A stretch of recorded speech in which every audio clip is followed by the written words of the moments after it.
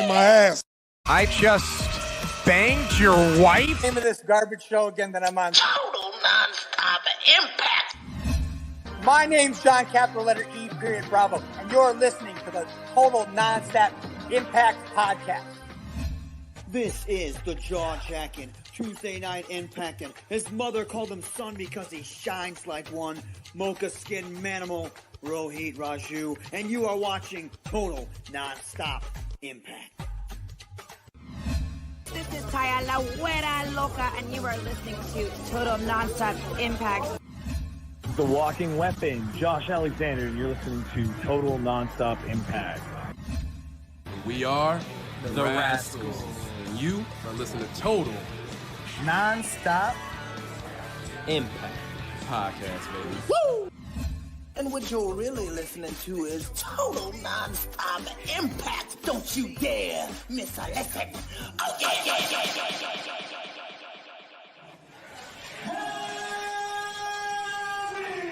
What's up, Impact Wrestling?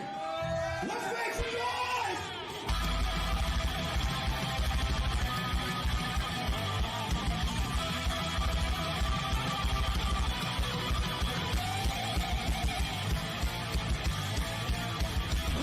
Sitting here, you guys got a 15-minute intro of putting yourselves over while I'm sitting here and watching J-Bone and Kalon and you're 50. I never saw a 15-minute intro of three guys putting themselves over. This is the good stuff. Welcome back, everybody, to Total Non-Stop Impact Talk for Impact fans. Featured right here on the TNI Network. This is Trent Long, my co-host, Bill and Jay Bone, and this is the Throwback Show, NWA-TNA number 42, which is right before number 43, which is the one I've been goddamn waiting for. Gentlemen, good evening. How you doing today? Happy Throwback Thursday. Throwback Thursday. Very nice. Throwback Bill, Thursday. You're not at a show today. I feel like I'm in a parallel dimension. I am not at a show today, but just before we went live, within the last 30 minutes, I bought tickets to a show. Oh, okay.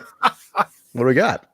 They just announced Rockstar Pro just announced their first show back, the first Ohio show, which will be. Remember, I was looking for that Friday. I'm heading out to the Midwest at the end of the month.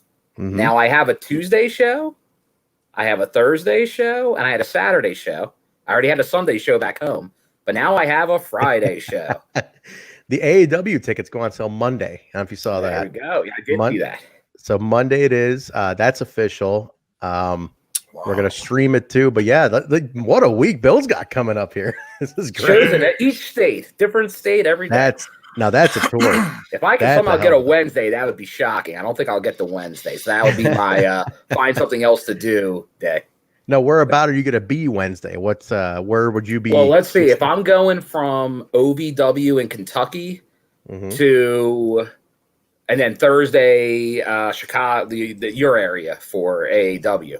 So could be Chicagoland area. I'm thinking maybe between there. So not exactly sure yet. I'm sure I'll find something. Okay, fair enough. Activities, plenty of time and room for activities. Nice, very nice. Yeah, we'll figure something out. You let me know where about you're going to be, and I'll definitely see you on Thursday at AEW. But if you need suggestions on things, you know who to talk to. I'll let you know where to go. I know a guy. Nice. I know a guy. J Bone, what's happening, man? What's new with you? Oh, not too much today. Just focused on the throwback and getting trounced by 1,000 cats around the house. It was a beautiful day. I really should have spent it outside, but I didn't have the energy to. But at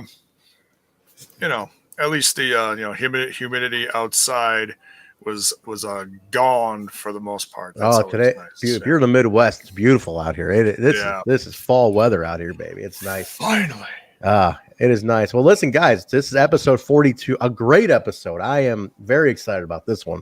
This was fire. This was a great episode, and it's right before 43, which is in TNA history, it was the first. I don't want to say the first big one, but it was the first. I'm talking this was the one that got the shockwaves going. So this last 6-8 weeks almost of Raven planting his feet has been very, very fun. And this this episode really kicked it off. So I'm excited to talk about this one today. Yeah, through the video package, they're even showing it was pretty much as soon as Jarrett had the belt. Like as soon as Raven kind of made his introduction when he first showed up, it's been building this whole time, really. Oh yeah. Yeah, pretty much, man. Pretty much. Johan, thank you very much, guys. Thank you all for the chat. Good to see you. Thank you guys all very much for hanging out with us tonight. It's a little late night on a Thursday for the throwback show. So we appreciate that. I want to ask everybody in the chat before I ask the question I ask every week. Who watched? Oh no.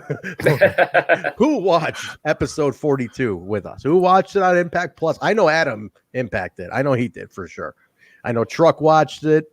They watch it like 4 days in advance. These guys are ready to go.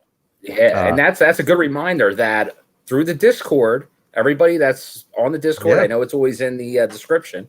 I know Truck, he's been hosting a watch along of the upcoming shows on Sunday afternoons, I believe. I don't know if there's a exact time. I know you were on the last one, J-Bone, and I'll definitely be on this week's. Yeah, I really appreciated that because it was different. It was very if you guys who are in the Discord, if you kind of want to know what it's like, say it's just you and Truck in a video, it looks very similar to what you're looking at right here. It's two of you and then the screen below. Okay. Right. So it's a smaller screen on whatever you're watching, preferably like a bigger monitor. You know, if you're going mobile, it's going to be impossible. You're not going to be able to see it at all. But yeah, nice. It was cool. And it was nice. I was going to do one thing before I went live with you guys tonight, and I just realized that I forgot. And it was going to be a little tribute to Don West's shirt. Oh, Jiminy, the shirt. It deserves a tribute. Christmas. Oh, my goodness. I was going to get out one of my wacky shirts and stick it on old Manny Bones back here, but I forgot. So I'm gonna tell you something, J-Bone. That shirt you saw debut on this episode stays after this. Yeah.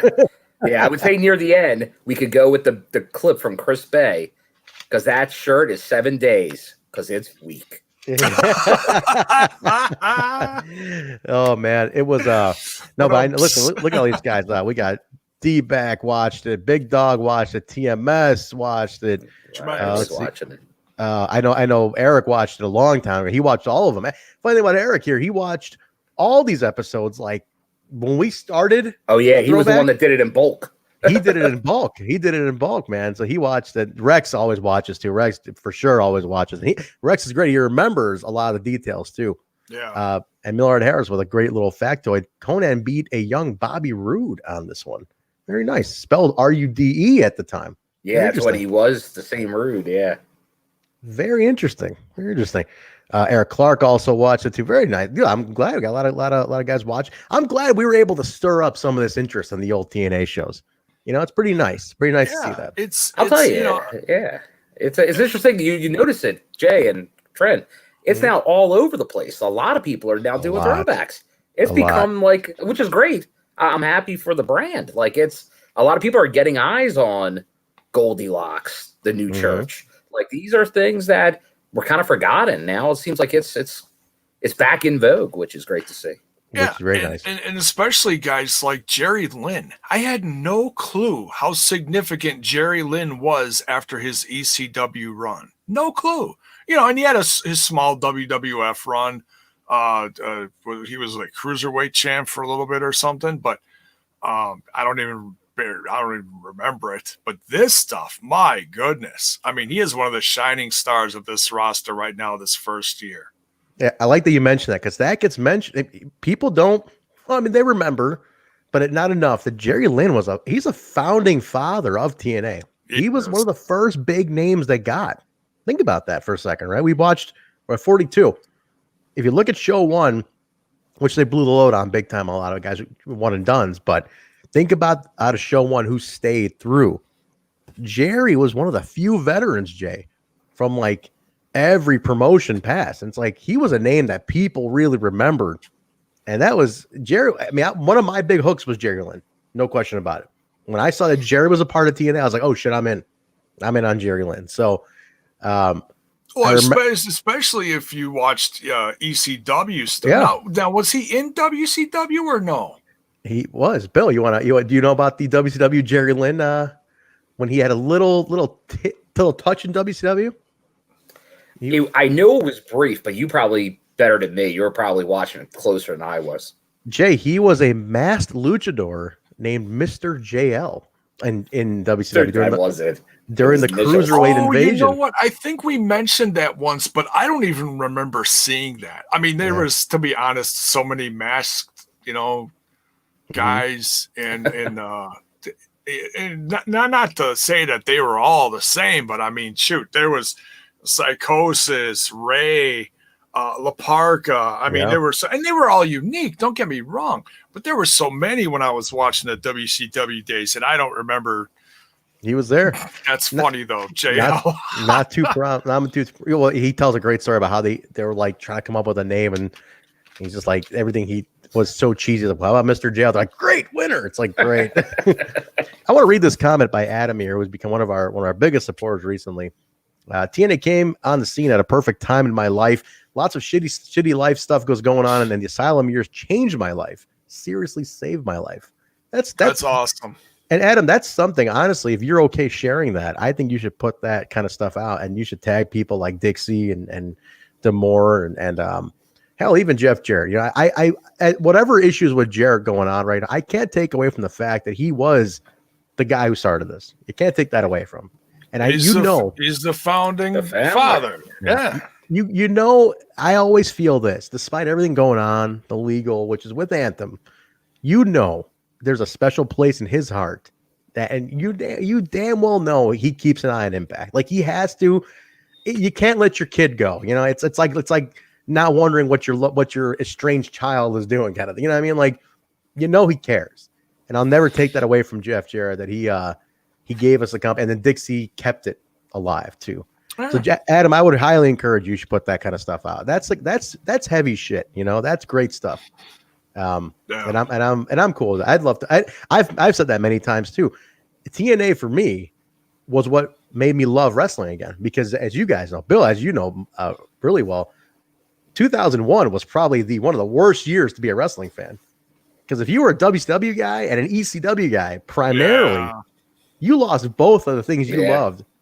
And you were stuck with one company who was already starting to teeter out. It was like, to me, and then we saw the failed invasion. That's like, then you knew. It's like, all right, you guys are dead. Like, this is it. It's over. But that to me was like what saved wrestling. I mean, I was so disenchanted in 2001. The invasion pay-per-view that happened that year killed it. That was the end of it for me. I was like, that's it. It's fucking dead. Yeah, I think we were all like that. I was the same way. It was it was like you just saw. You're like, yeah, maybe it's time to check out. My time here is done.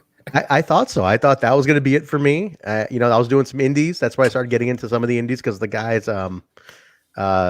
started popping up on every independent show you can imagine. But to me, it's a company that saved my love of wrestling. And show 1, 2. I'd love to know what show number this past week's Impact was, because I'd love to know where, like, number wise it falls, because I watched them all and I've never missed an episode since. Oh, that's I can look that up actually. Really quick. Yeah, I should look that up. They've started numbering them after the pay-per-views. They, like there's some official counts on a couple sites that do have like almost like sitcoms have a show number. Yeah. They do count because it's still considered a TV show. So there is a number for these shows somewhere. I would bet our buddy Kev would know right off the top. If Kev's in here. That. Yeah, I'm sure that's how they label them in the studio. I would think that's how they label the studio still. I would love, Kevin, if you are in here, or if you listen to this later on, please give us the number. What show number is this in the weekly TNA cycle or Impact Wrestling cycle? This is because that'd be great to know, to almost keep our own history of that. Yeah, for sure. What's up, guys? Everybody just had the 1 year anniversary of Access. Of the announcement. It's number 841. 841. Yeah. Nice. 841, man. That's damn, that's a lot of fucking it feels like 1,000, you got crazy. And think about it, that's 841 of just a weekly, right? That's of Impact, the TV show. That's not counting the Asylum years. Yes. That's Yeah, not that's what I would counting. think. That's not counting pay-per-views. That's not counting Explosion. Like they're well over 1,000. Because 841 divided by 52 is 16. Yeah, I mean that makes sense. 16 years. There's your TV run. That is since June 4th, 2004. That's it. That's your weekly. So that's not even counting the Asylum years. That's man, holy shit. That's a lot of fucking TV. Very nice. 843. He got it there. Rex added 2. Beautiful. All right. Well, let's jump into this, guys. Episode 42. This is the precursor to the big one. As I mentioned, the legendary Dave Virgilio will be joining us. My buddy Dave will be joining us. He's excited. He went down a rabbit hole of stuff after last week. He's been catching up. He went down a Tommy Rich rabbit hole. He mentioned to me the other day. He's like, after you talked about Tommy Rich last week, went down a huge Tommy Rich rabbit hole. So he's been all over it. That's funny. I'm excited to have him on, but let's go ahead and open this up. This was episode number 42 on NWA-TNA, April 23rd, 2002. No, I was on Dave's couch watching it next to Dave. The probably pizza this time. We would rotate. It'd be pizza, Chinese food, usually the two. Sometimes we get fucking nuts and we go to Taco Bell beforehand. Ooh. That's when we had time. It was a Wednesday night. Now, Bill, it was Wednesday night. I had to come from work, and he lives way out in the burbs, western suburbs, other side of O'Hare Airport. I had to go a little ways to get to his place. So I get there early enough, Taco Bell. If not, pizza or Chinese delivery. Now, I was on his couch. Where were you on April 23rd, 2002, Bill? April 23rd, 2002. Let's see. I was probably on a Wednesday in April. Wednesday night. That may have been that was probably a school day. I was probably in class. I was probably in college then. I was definitely in college. I'm just trying to think of my schedule that year. If I was I think I probably had Tuesdays, Thursdays off. I tried to go those Monday, Wednesday, Friday schedules. Yeah, those are good. Maybe a night class though. So I may have actually been in class while this was going on. Because I did do some night classes back then, probably junior year there. So if not, because there's nothing like the only time I really knew for sure was like when the start of the war was happening, when I knew there was some stuff on the news that I was watching. But here, not until probably a couple months later, where I start getting I know more with like a work schedule. Do I know what I'm doing every week? Nice. I got Jay, before I ask you where the hell you were, look who's in the chat. It is Dave himself. He's here today. That's the Dave. That's him. That's the legend himself. One of my best friends. Dave who? This guy's he's watching. He's getting ready. I know he's getting ready. And he's having flashbacks to the China. Dave, how much money did we spend on Chinese food? And it was good. And goddamn, I hope that place is still around one day. Yeah. Is it open? Is it still open, Dave? And can you guys get it delivered for the show? Did I say 2002? I meant 2003. Sorry. Yes, can we get it delivered? Funny. That would be nice. He's here, guys.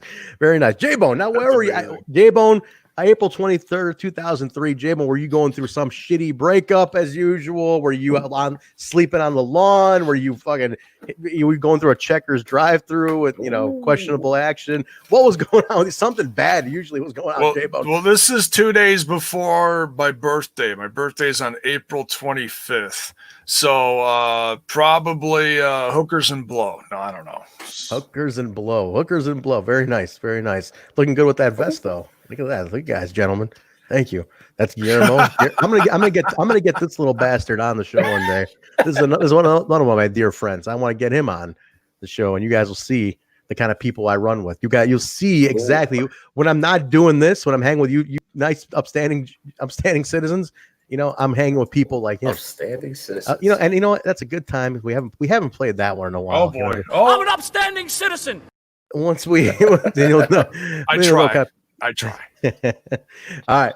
So J-Bone. All right. So J-Bone was getting ready in a stupor, hookers and blow. Very nice. Very nice. All right. Well, you know what? For that, since I said we have to have a cue where every time, because for some reason I noticed we say very nice a lot on the show, and we got to be ready with the right. Oh, very nice. Okay. All right. A little too much information for me, but that's okay. It never gets old. All right. Very nice. Okay. So especially remembering what that came right after. That was. If you guys haven't seen the Vince Russo interview, it is on the channel and it is a very good interview. Came out very well.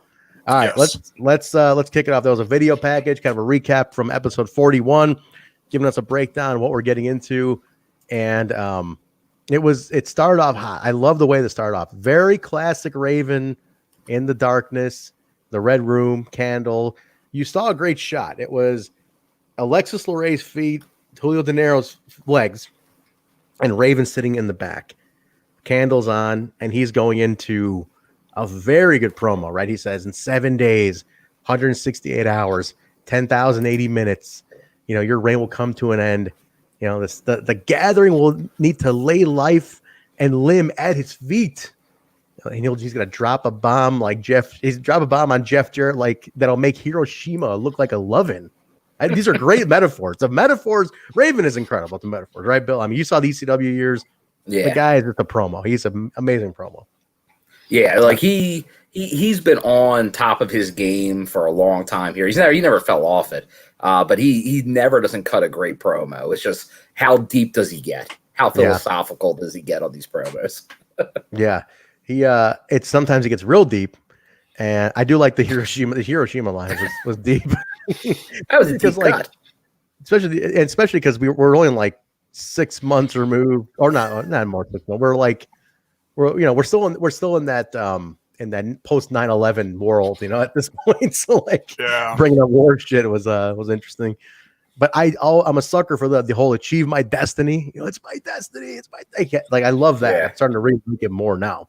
I appreciate that. Yeah, he is all about the density, destiny.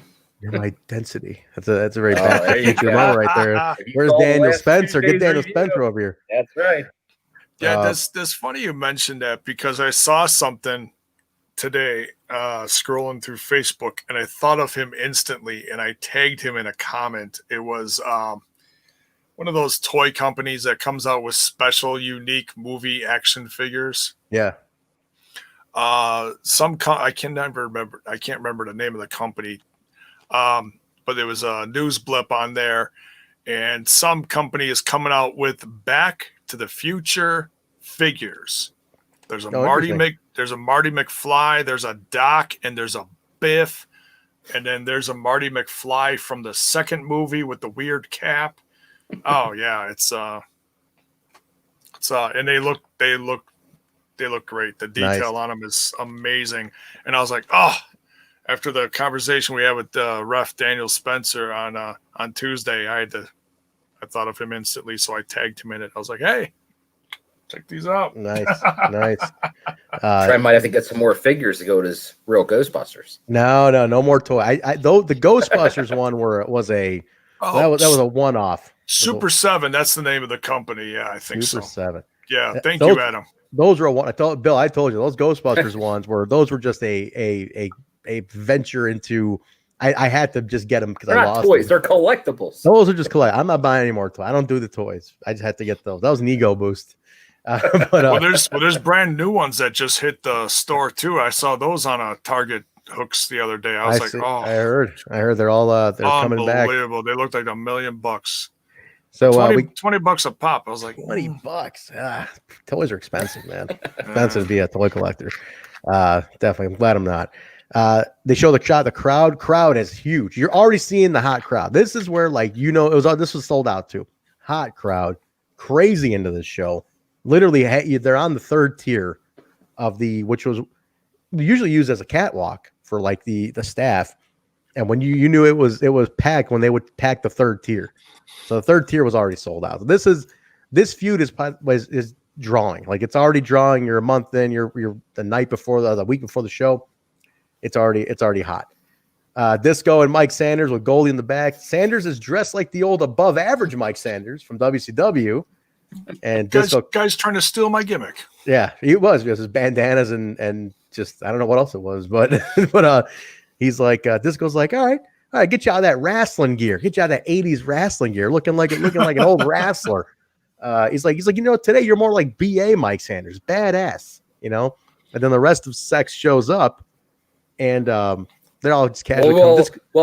Mike Sanders thought it meant badass, but Disco says the guys are saying more. That means below average. Below average. Oh, yeah, below average. Yeah. He's like, below average Mike Sanders. Sex shows up, and Disco's, they're all like casually walking in. Disco's like, hey, look who show up. Oh, look at this. He goes, Sonny Siaki's, with this sunglasses on. He goes, oh, those are nice sunglasses. You go, you like these? Yeah, you like these? And he takes them off for a second, and Disco slaps the shit out of him. He's like, how much are those? And he's like, oh, these, and he slaps the shit out of him. He's like upset everybody's late. He's like, get the hell in there. We got matches to win. Yeah, he's like, the show already started. Come on, let's go. You got a match to get into. AJ and Dielo jump Disco and Sanders. So that's hot. That's starting off a little hot. I think, if I want to remember, these two end up staying a team for a little bit too. They're both like, if you think about it, Dielo and AJ right about now are kind of in a lost spot, right? They're really not. They're not in the title picture. They already had their shots. Raven's in the title picture. They're not really in a tag team picture, not really an X-Division picture. They're kind of in a lot. So it's perfect to just kind of team them up a little bit at this stage. And as we watch the show, Bill, like I really wasn't seeing anywhere they could fit in either. I'm like, God, where would you actually put these guys in, really, if you were to put them in? We don't know where to put them in. Yeah, because you look at it where, like on a weekly basis, where do we see the focus? You have the world title scene, which they both were in, but if they're in there, they're at the bottom of it right now. Then they can't be in the X. Like this isn't as AJ was in the X, but he kind of went beyond that. Tag team, obviously, if they're teaming, they could be in the tag team spot. But there really isn't because all the other ones are like extreme hardcore type matches and stuff, which they don't fit in. So you're right. I think you exactly nailed it here. If they're not vying for a world title opportunity, this is really the best you can do with them. You just kind of keep them in a little bit of a holding pattern, but it works. It kind of works for where they're at. Yeah, it seems like the roster at this point. Also, there were so many just guys that were there for like a taping or two. Now it seems like there's more mainstays, and they're almost having too much talent on the roster right now. A little bloated, and they're having trouble finding a spot for everybody. Jay, it's a little bit like what we got right now, though, huh? Like we're kind of at the max capacity right now. Even like we can't really get everybody on every week. It's similar to today's Impact, right? Well, that's why we took Kyle and we put him to that separate show all by himself. Oh, wait, you're talking about the Impact roster. I'm sorry. Kyle's hit and run. KL's hit and run. It's I did a hit and run on him yesterday. Yeah, what were you slinging rocks? I heard.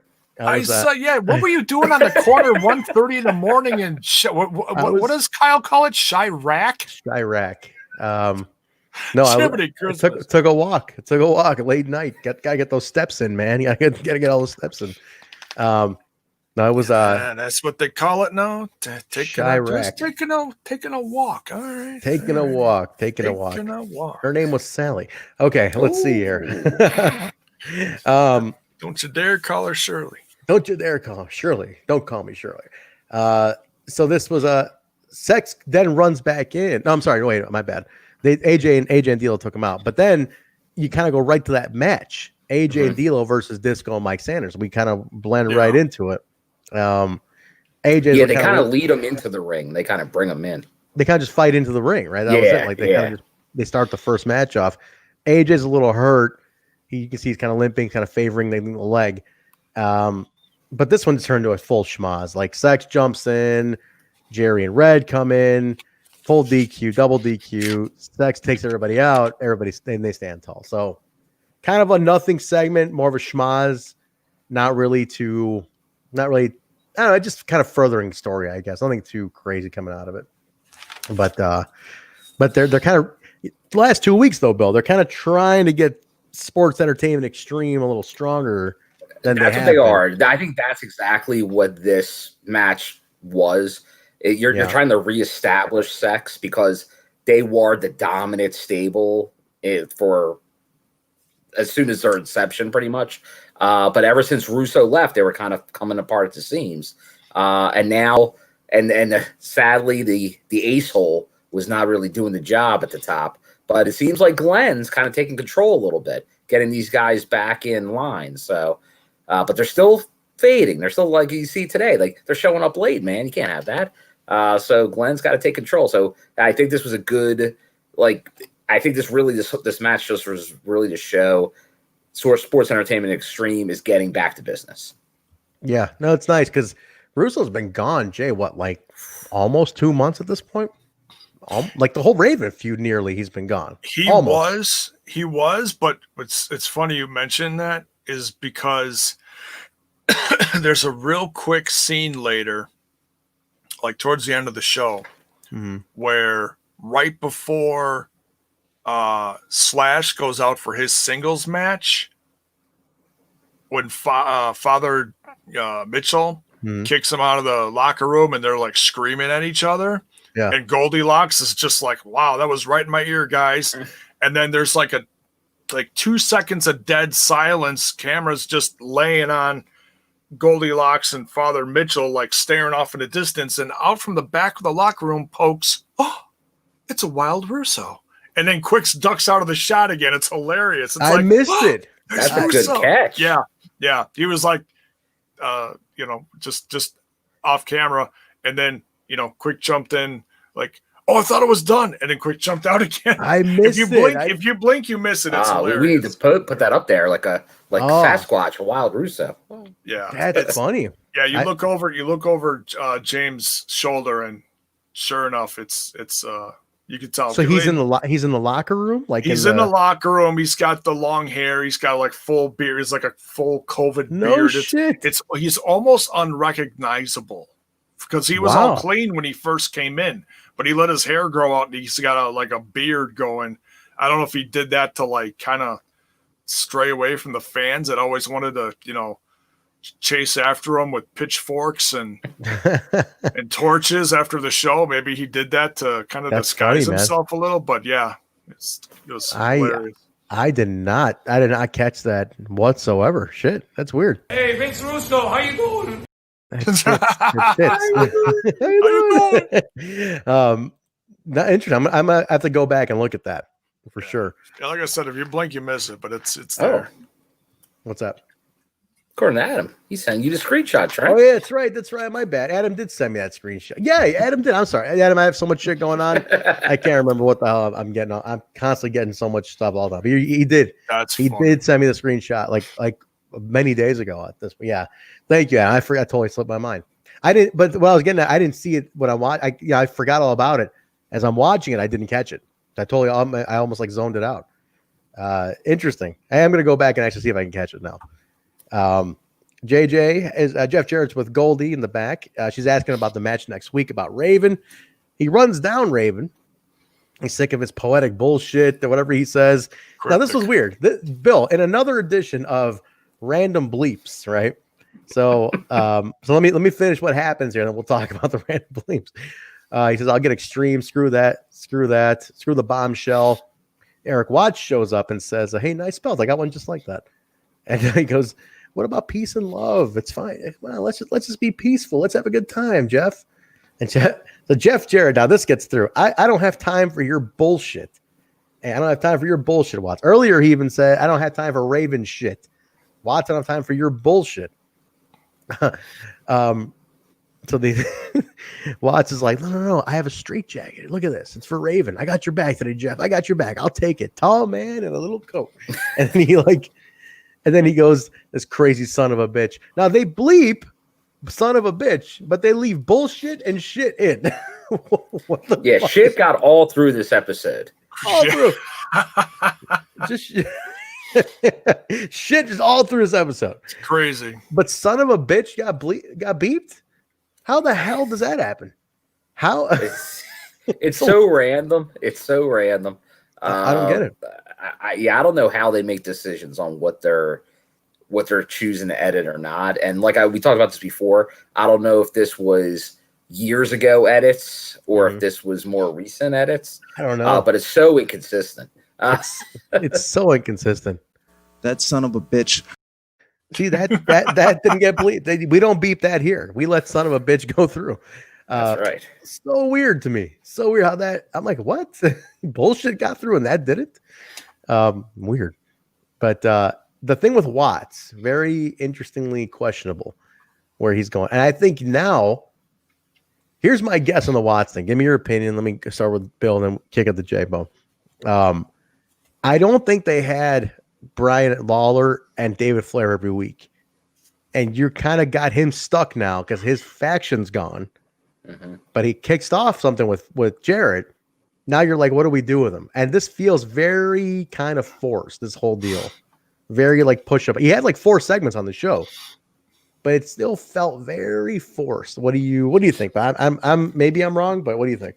Yeah, no, I don't think, cause you're right. This is somebody right now that's not really fitting into a program right now. Into anything. And to anything. So they're just kind of forcing him on a side secondary angle into the main event angle. So a nice spot for him. And as you said, he was all over the show because I think they do recognize how well he can talk and cut a promo. So he's an asset.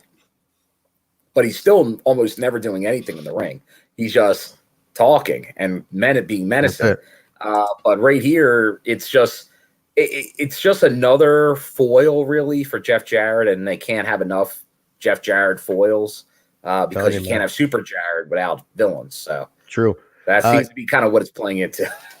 Guillermo pointed out something that Jarrett and Raven hated each other. They just talked about it on Keeping It 100. I haven't listened to that new one yet. So interesting. Let me know. Let me know what they said, Guillermo. That's funny. Interesting. What do you think, Jay? Like, where do you think Watts is falling in right about now? Like, he's kind of in a weird spot. Remember what I said last week or the week before? It seems like the focus is all, here's your word, wonky. Yeah, like it's like, okay, he's on Jarrett, and he's on Dustin, and he's doing this, and he's doing that. He's kind of just jumping all over the place. Now, this episode was the best example of that. Because he was brought in as a heel. Okay. Now all of a sudden, this episode, he's all, oh, peace, love, and hair grease. And I want to help you, Jeff.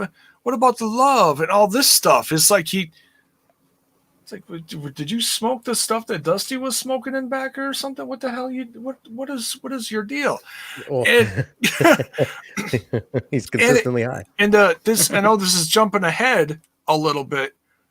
But that segment where he's in the ring and he calls out Raven because he's got the straitjacket, and then he gets attacked by the Gathering. Julio De Niro and Alexis Lurie. If you listen to the crowd was hot, like ridiculously loud throughout this whole episode. Dude, they were awesome. Watts hits the ring, followed by the Gathering. They start brawling. The crowd is dead silent.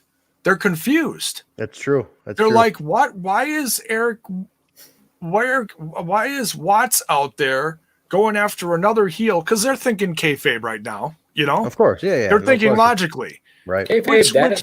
Kayfabe, daddy. Kayfabe. And so they're quiet until Jarrett gets out there.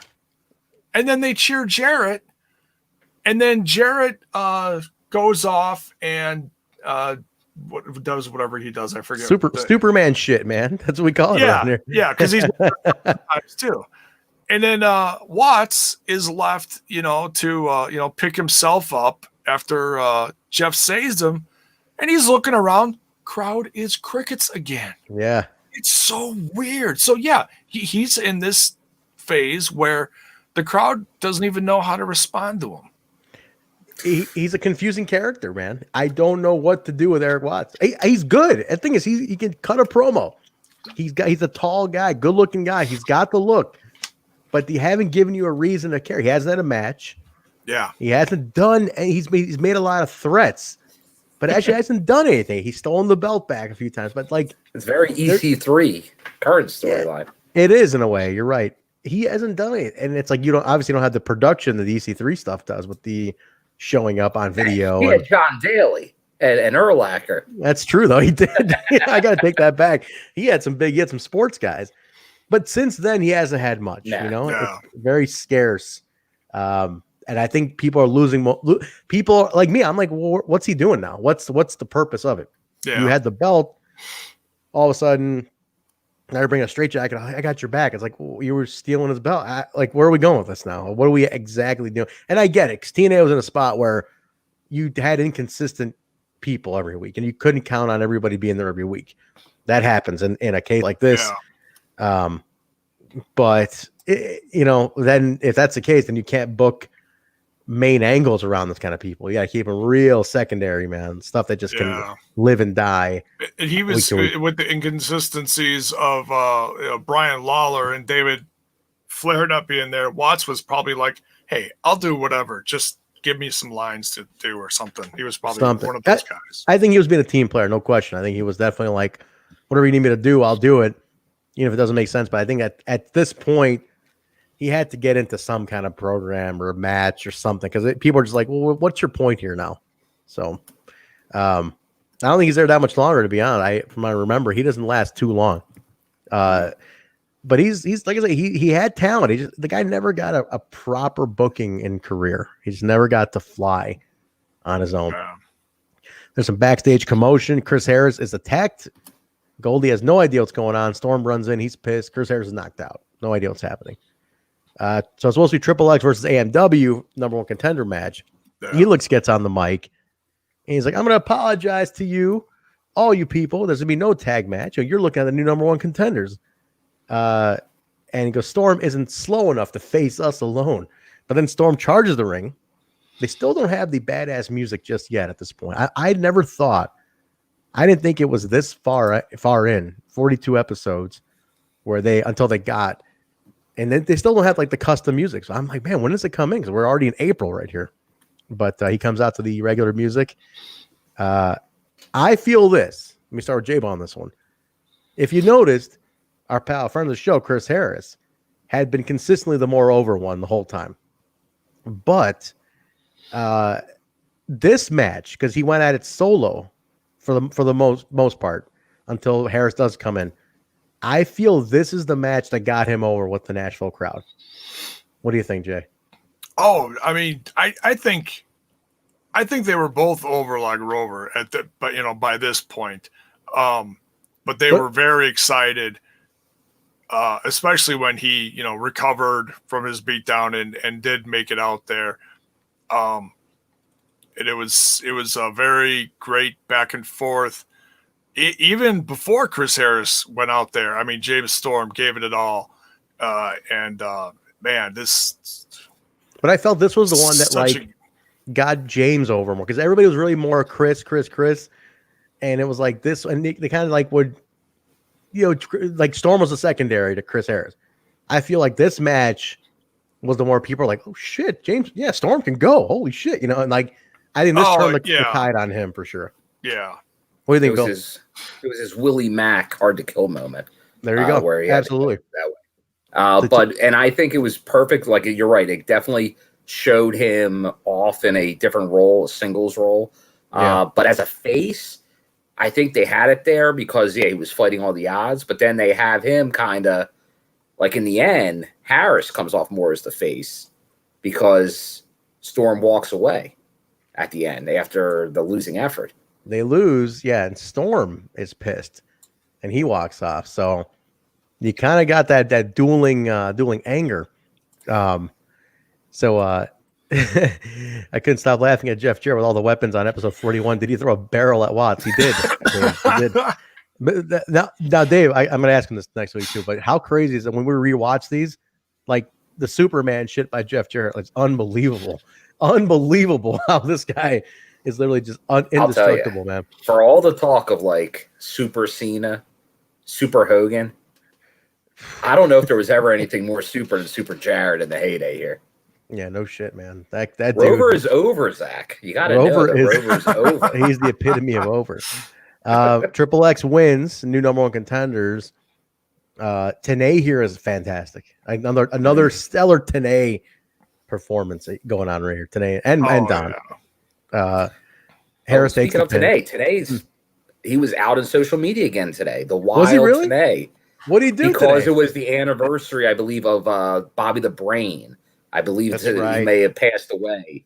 So he 3 years ago. Yeah. So he was commenting on that. So I know it's always kind of exciting when we see Mike TNA come out of it's funny you mention that. His once a year, usually aside from the one where he came back, everybody bugged him.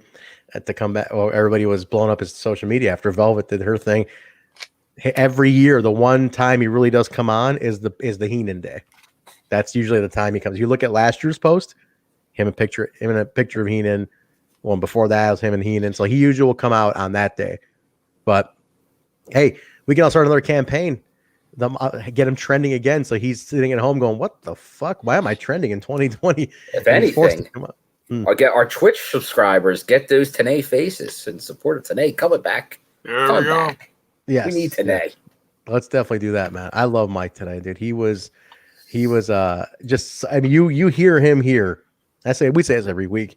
You hear Mike TNA here, and you realize how weak commentary has gotten, and how robotic it's gotten, unemotional it's gotten now. Yeah, he was from that era. It was a different commentating, announcing was a different game back then. And it's just changed over the years. Sadly, it's been I don't like to always throw blame on an entity, but up north really did change how commentary is done, and everybody's just kind of went along with it. Oh, and you should have, but they made it so stagnant. I'll say in kind words, because I'm sure these people have more talent than they show. But I don't know if any announcer or commentators actually showed any personality up north for probably about 15 years. Yeah, it's just robotic. It's just script reading robotic. Yeah, because you're literally reading a script from somebody in your ear. Yeah, and it's like, come on. Control. And it's like, this is what we wanted to do. Like this is what you planned for this. It tells they're just no so story. worried about going off script, the sponsors and stuff like that. They're catering to a different audience, and it's not the fans. Yeah. You hear guys like TNA, and you hear guys like TNA who he's not reading from a script. You know that he's literally he's seeing something and he's reacting to it like we're reacting to it, and it's infectious because he gets you into it. And as we always talk about, the most curtain jerk match, a nothing match, he can make sound like it's a fucking world title match. That's, to me, is one of the great art forms of a commentator. Is like if you can make some shit match or just some throwaway mid-card match seem like the most important thing in the world, that's the art of it. And I don't think people can do that today. Nah. Today they're looking to get through it. One big complaint, you guys remember about 12 years ago, one big complaint was a lot of commentators, like then TNA was still around them, but other companies, that they would talk about other matches during the match that they're watching. And I know TNA ended up doing that because he was forced to do it sometimes. And you could tell he didn't want to. He liked giving attention to what he was seeing. But like some commentators, they'll spend the entire match talking about the other match that's going to happen. It's like, what about this fucking match? Like, come on. Yeah. So he's awesome. I hope he resurfaces in some place. It'd be amazing to get him an Impact. I would love at least even just one more time. Bound for Glory, Slammiversary, something would be nice to have TNA back. Yeah. Or listen, if he's not going to go there, go somewhere. Just go anywhere. Honestly, that's a guy like if we lose him to somebody else, I'd just be happy for Mike TNA. Put it that way. That's all. But this is a great point. It was because of preparation. He knew everything about and was interested in sharing that knowledge. He's not called a professor for nothing. You're right. That's right. He is the professor. Right. Absolutely right. Absolutely right. He was he would give you like every battle. Like I went to college where he started in the Indies, who trained him. You'd hear all that shit before the match fucking started. Like, God damn. So it's really cool. I really appreciated that. So where we leave off here, let me see here. Oh, my favorite segment of the night. Oh, Golden. Go ahead. Set this one. This was fucking. I literally wrote what in my comments on this. This is Goldilocks with Alexis Luray. You set this one up. Go ahead. So she's interviewing her, and they're talking about Jarrett, and she says she cut Jarrett's balls off and shoved them down Goldilocks' throat, and then she has to fine tune it like, oh, not that you already haven't done that. Oh my God! Because Goldie's like, "What are you gonna do about Jeff Jarrett tonight?" She's like, "How about I start with ripping off? How about I start ripping off his ball sack and throwing him down your throat?" And she goes, "Oh, they already been there, haven't they?" And the goalie's like, "Oh, that's real cute." And I was like, "Holy fuck!" I was like, "Holy fuck, man!" That was like they what? went there. They went there hard with that one, man. Yeah, that was raw like sushi. And then it just keeps going off the rails from there. She goes to the ticket booth at Threadens, and I think they even name her, but I missed the name. Sarah Lee. That's Sarah Lee. Sarah Lee. Yeah, Sarah Lee. The ticket Sarah guy, Lee was the ticket lady for 50 years nearly over there. You know, like she was there for like ever at the fairgrounds. Like she's a staple. I think she passed away now, but she was a staple in Nashville. That's Sarah Lee. Yeah, the whole world knew Sarah Lee. I think she wrestled for a little bit too. Ah. Yeah. But go ahead. So she decides to go to ticket booth. She threatens her. She like throws her up against the wall. It's like, ooh, what's going on? Sarah Lee pushed back a little bit. What do you get off me? You yeah, come on. Oh yeah, she wound up. She's and then of course, who makes the save? Super Jarrett. Double J. Superman gets in there, man. With a trash can. And then tosses her into the back of a truck. This was crazy. He literally tosses Alexis Lurie and he beats the shit out of her. My notes actually said he beats the fuck out of her. Yeah. And I know a couple chatters have already said that. It's like, is it like everyone's like, is he being like overly aggressive towards her? And I don't know if it's because like she's a newbie in the business or what's going on, but he seems overly enthusiastic to beat on her. He does. I think it's because Mickey was only 3 years in. She's still considered kind of green. You know, you when you're green, you pay your dues. This is a great due paying. But she can also take. She could like. I'll tell you what though. Every time I'm watching this, yeah, she stands out. She does. Like, she does. She's so good at that, at just taking bumps. Like it's like she did that. Like she's like I don't remember her being as crazy as she was in this era. And it was like that's crazy. That's crazy what she's doing. Yeah. He threw her head first into a wall right before the truck. It was like, damn. Yeah. She went right into that wall like full board. She took that unprotected chair shot's just like nasty. I think. Oh, and even stuff later in the ring when Jarrett took her out again. I think I think that's what people saw that in her. Like you could see, like you're right though, Bill. I never paid attention back then, even though she became Mickey James and became a big star. But man, you watch her at this genesis of her career, and you're like, I could see why she had it. She absolutely had it early on. Yeah, like, you could see somebody scouting her and being like, "Oh yeah, sign her up." I think she definitely was a special talent. I mean, they got Jay. You probably know more than we would. They signed her up, and this is 2003.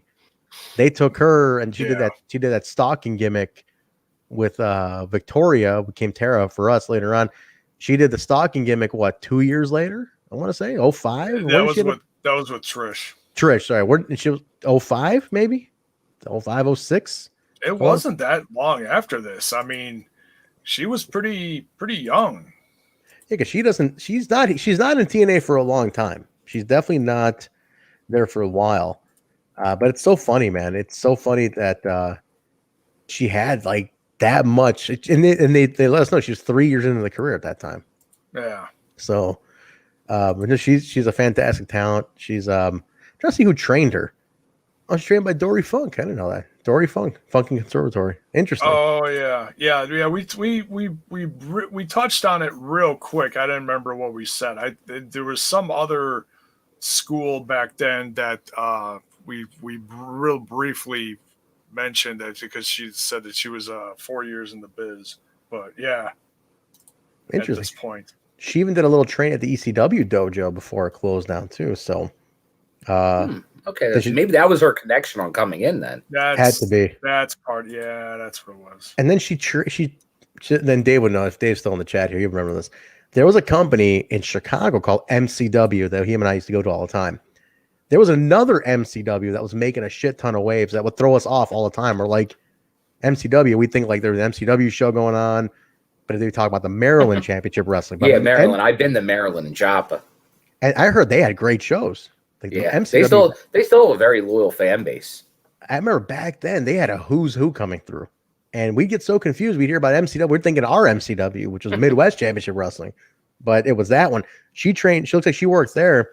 and did some camps with Ricky Morton and Bobby Eaton. So I mean, she's a pedigree of great training, man. So you could see where she came in and she knew what was up. But yeah, she leaves like this year. She goes to Ohio Valley, and then she's in 05. She's on their TV. So they scooped her up fast. You can see the potential. What you got there, J-Bo? J-Bo, what is that? What is that emoji? It's somebody blowing smoke. So Mark asked me if I was going to join him in the treehouse. So that's me. Speaking of which, speaking of emojis, real quick, Brian just told me. Brian just told me that we have 2. We qualified for another emote. So we got two spots. Two more with the 2 more total? Oh, 4 my. total. So I think we should go with Susie for the one for sure. I think I go with the Susie. I told Susie or Sue Young? Susie. We gotta go with Susie. I think we should go Susie. I'll put it to the vote for you guys. Who should be number 4? Who should be number 4, guys? Think of one for number 4. And thank you to all the subs and gifting sub folks. Yes, thank you so much. September was a very big success. Thank you, guys. Halfway through, folks. Keep it going. Keep it coming, man. Special's still going. But... It's still going all month. Is it? All month. There you go. So I appreciate everyone who's gifted subs. I gotta buy some. I want to pick some up, and I haven't bought any. I get my free because you have Amazon Prime. You get 1 free sub. So there you go. Sub us, sub Impact Wrestling, sub your favorite gamer. It's super cheap. It's $2.50 for the month this month. So do you have Prime? I got Prime. Yeah. You do? Okay. So I cash in my 1 free one, and I just sub to my own channel. I'm a sub to my own channel, I guess. But I do want to sub to Impact. We'll sub into Impact, but I definitely want to show some love to like the Impact channel, Russo, Brian's as well. So I'm going to pick up a batch over the next couple of days and pick that up. I think I can get it. I think you can get it through your Amazon account. Somebody correct me if I'm wrong. I think I'm sure Adam can tell me, or a Truck can probably roll this off real quick.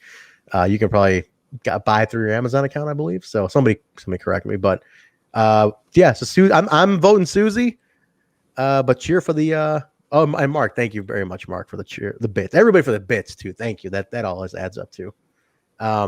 So let's vote on number 4. I think are we good? Are we all good for Susie to be the 3rd emote?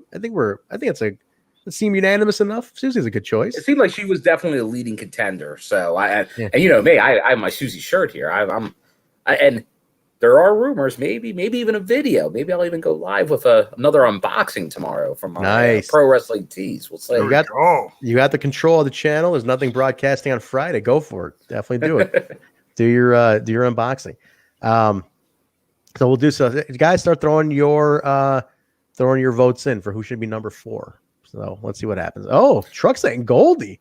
I've heard a lot of Goldie. Really interesting. Ooh. We might have to go with Truck. I mean, Truck's been gifting a shit ton of these too. Yeah. Okay. Goldie would be thrilled. She would be thrilled. Keep them coming, guys. Keep them coming. Listen, the more subs we get, the more fucking emotes we get. So keep subbing too. We get 12 goddamn emotes. That'd be nice. I love a Susie one just going like that. Yeah. It's bad. I love her. I am okay. Can I tell a quick story? Real sidebar story. Okay. I think I told you guys off air. I had a new friend who's watching wrestling, and she watched Impact. Oh yeah. And she's like, oh, I don't like a few of the girls are featuring. She goes, I don't think they wrestle that well. I go, like who? I'm like, the fucking knockouts. The knockouts are the favorite women's wrestlers of other women's divisions. I'm like, that's how good the knockouts are. Yeah. That other companies put the knockouts over. And she's like, Susie's not a good wrestler. I was like, sweetie, Susie's not supposed to remember how to wrestle. That's the whole story. Like she doesn't really remember how it works. Wait till she transforms back into Sue Young. You're gonna see something very interesting. Yeah, or just tell her to watch some old Sue Young matches, and she'll be like, "Oh yeah." I did. I sent her some clips. I was like, "Watch this. There you go. See what it led up to where she is now." And then I showed her the match from this past Tuesday. I'm like, "Watch this. This is pretty cool." So it's just funny, right? But no, awesome. Jared just tossed her in the back of a pickup truck. Watts interrupts Tanae and West with the straitjacket. He's like, "Where's Jared? Where's Jared? I'm trying to find Jared." And he's like, I love this. Tanae thinks he's full of it. He's like, "I just want to try to help." He's like, "Yeah, right. Don's like, huh, I think he's really genuine there, Mike. He's like, what, are you kidding me? Are you serious? But I love the one fan you hear going, hey, Watts, you piece of shit. Yeah, there's another shit getting through. I just love it. Hey, Watts, you piece of shit. You suck, Watts. I just hear this one guy just looking at him. You suck, God damn it. Fuck, I kept laughing at that guy. I want to real quick. Adam used to travel from Detroit to Chicago for MCW. Are you serious? Holy shit, man! That was talk about a short-lived. I got to tell. They had a ton of Impact guys on there. Chris Daniels, AJ made an appearance. Young, I'm not talking early day guys. Low Key was there. Bunch of ECW guys. They were such a great promotion. Could barely draw shit because the guy didn't know how to fucking promote. Yeah, that's part of the battle, man. Oh, he did not know how to promote. He was just a rich lawyer from Chicago, pet project, didn't know how to promote a show. He'd have the who's who. I mean, I'm talking like you're talking 1 to 3 years out. Guys like CM Punk, Cole Cabana, Chris Daniels, Low Key, Jason Rain. If anyone remembers Jason Rain back in the day, Vic Capri, the Black Nature Boy, Scoot Andrews, who was pretty big in Florida at the time. All these ECW guys. I mean, it was MCW. Dave and I were there. Brian Zenner, that's the guy. Going down a rabbit hole here. Absolutely, Dave. Me and him were at every goddamn MCW show. And we met like Tatanka, Balls Mahoney, King Kong Bundy was at these shows. Like, you name it. We were at these shows. Him and I went to all that shit. These are great times, David. We're gonna talk about. Bundy came around here a lot too. I mean, David Hero brought him in a lot. I'm just warning you guys right now. If Dave and I next week go down a rabbit hole of shit, like, it's bound to be a 3-hour episode. There you go. It might be an after dark 3-hour throwback. Can't wait for those comments. What the fuck were you guys even talking about for 3 hours? You guys gave and Jarrett like 5 minutes. You fuck. We're gonna need the scumbag to do a hit and run on the throwback. Jesus Christ! Yeah, definitely. Yeah, he's gonna have to make his debut with his soundbite to just pop in. What a scumbag! And he appears magically, like the way he does. All right, let's keep going. This we go over to Jim Mitchell in an empty ring. Red. This is J Bone's favorite scene of the show. I know he was telling me.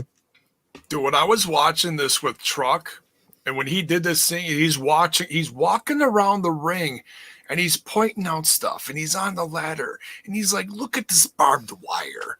This is not that WCW barbed wire shit." Great and I'm like, wow, and just pointing stuff out. He was so articulate in how he was, pointing out the ways that stuff was going to go down.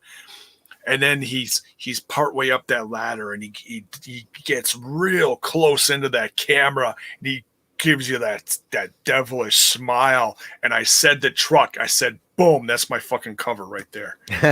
Very nice. Very nice. It was great. It is the cover. All right, put yourself to bed, David. Be ready for next week. Dave or Joe, everybody, he's going to be on with us next week. My bud, Ace Steel is another name. Ace Steel was early TNA too. We had him already on here. Very nice. Very nice.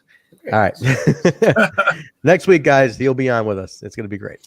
So yeah, he, like you said, Jay, he's breaking down the Ultimate Sin match. Ultimate Sin, very good Ozzy album. Everybody's an Ozzy Osbourne fan. It's one of my favorites. I know it's one that gets a lot of flack. I know from Ozzy fans, but it's big hair. It's super 80s Ozzy. We did the hair gimmick, But that's when I really got into hard rock and heavy metal. Was in the mid 80s. It was Rat. It was Crew. It was Poison. It was Ozzy. It was Bon Jovi. It was all that stuff, and that's my favorite shit. So the first stuff, even with Kiss, without makeup, Asylum, boom, mid 80s. I love that shit. I don't even like the makeup stuff that much. I mean, I appreciate it, but whatever. That's another rabbit hole. Continue. You gotta get back to your music. Big hair. It's for J-Bo. You gotta get your this is the battle me and this fucker have all the time. Ozzy versus Dio all the time. Me and this guy. He loves Ozzy. That's funny. I love Dio. This is where him and I differ. Did the scumbag actually name his cat Dio? Yeah. Is that the real name of the cat? Kitty James Dio. Yeah. and then J Bones, I named Ozzy Posborn. Oh, then you have Ozzy. Yeah, there's. He has Ozzy Posborn, and he's got Kitty James Dio. Might have Battle of the Cats. Yeah. Cat Sabbath, man.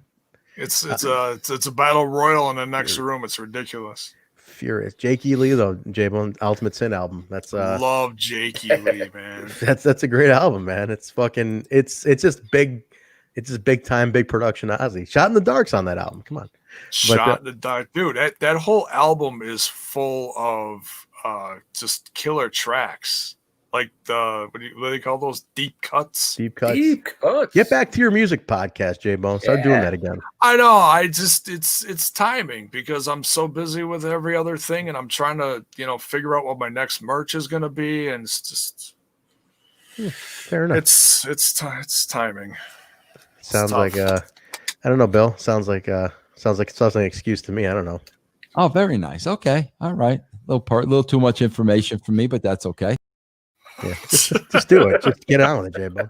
All right, just do it. Just fucking do it. It was cool because he says it's gonna be more fun than the Spanish Inquisition. I do like the WCW shot. It's like it's real barbed wire, not WCW barbed wire. But I love that he takes an apple and starts grinding it on the fucking barbed wire to let you know it's real. And starts. Is that what that was? I thought it was a tomato. That was an apple. Just shaving an apple off. Everything was red in this shot because of the lighting. It was hard to tell. It was great. The full of weapons. It's going to be. The promo was fantastic. This is Jim Mitchell, another Hall of Fame candidate. You know what I mean? Another Hall of Fame candidate is James Mitchell. Like, put that guy. Is Ingrid in the chat again? Oh, don't tell me she's in here busting my balls. No, I think they're just saying we'll need her to keep next Thursday in order. Oh shit, man.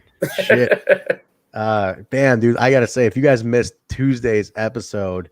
Fuck, man. Ingrid went in to just crucify me. It was insane on the chat. Very nice. We went a little long. A little long. All right, so the match comes up, right? The Ultimate Sin match now. New Church, it's Lee, Slash, and Mike Awesome taking on Team X-Treme, Sandman, Saturn, and New Jack. It's fucking violent, bloody as shit. Intense, goddamn hardcore match. J-Bone, this is like a Friday night at your house. What's going on? Yeah, with the cats, killing each other. Yeah. It's ridiculous. Yeah.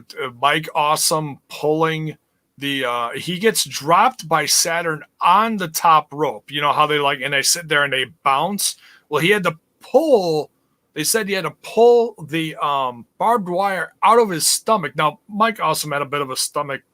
At that time, he was a little more hefty, but damn, no matter how big you are, that still hurts. Jeez Louise. Yeah. Slash was bleeding like a stuffed pig. He had an artery or something, man. That dude was fucking cut. What? Holy shit. Yeah. 2 seconds into the match, he had that sickle. That's right. He was holding Slash's head and taking the sickle. Just grinding his...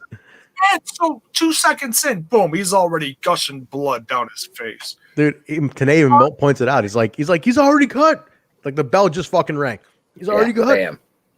He was bleeding bad, dude. Slash from that non-WCW barbed wire. Dude, he got him bad. Hard sell by Tanay on that wire. No shit. Yeah, Tanay even put that in, right? He put that in there. He emphasizes it. A non-WCW barbed wire. That's right. Bloody as fuck all over the ring. Tables. Mike Awesome did that sit out table spot where his ass. He did it. The table was it was long ways, and he sat through where the leg of the table was, and he put Saturn through it. The other part or Sandman. But a 330-pound guy going through like the metal part where the leg of the table is, and he was wincing. He's like, "Oh fuck!" And I'm like, "That really fucking hurt, man. That's like one of the most painful parts of a table. No gimmick, they're not." Yeah, the base where the legs are holding the table, that part separated from the table. It went straight up into him. That's like it's like probably gashed his back or whatever. Dude, it was bad. So yeah, I mean, the pain, the wincing when he did that was real. In fact, a couple guys did table spots like that. I don't know where the heck they got these. Like I get the tables are supposed to explode, and when they explode, you go, "Oh my god, that table just exploded everywhere," and that's awesome. But when the metal part goes through the table and stays where it stays, and the wrestlers hit it, that shit hurts, man. I mean, geez, that's.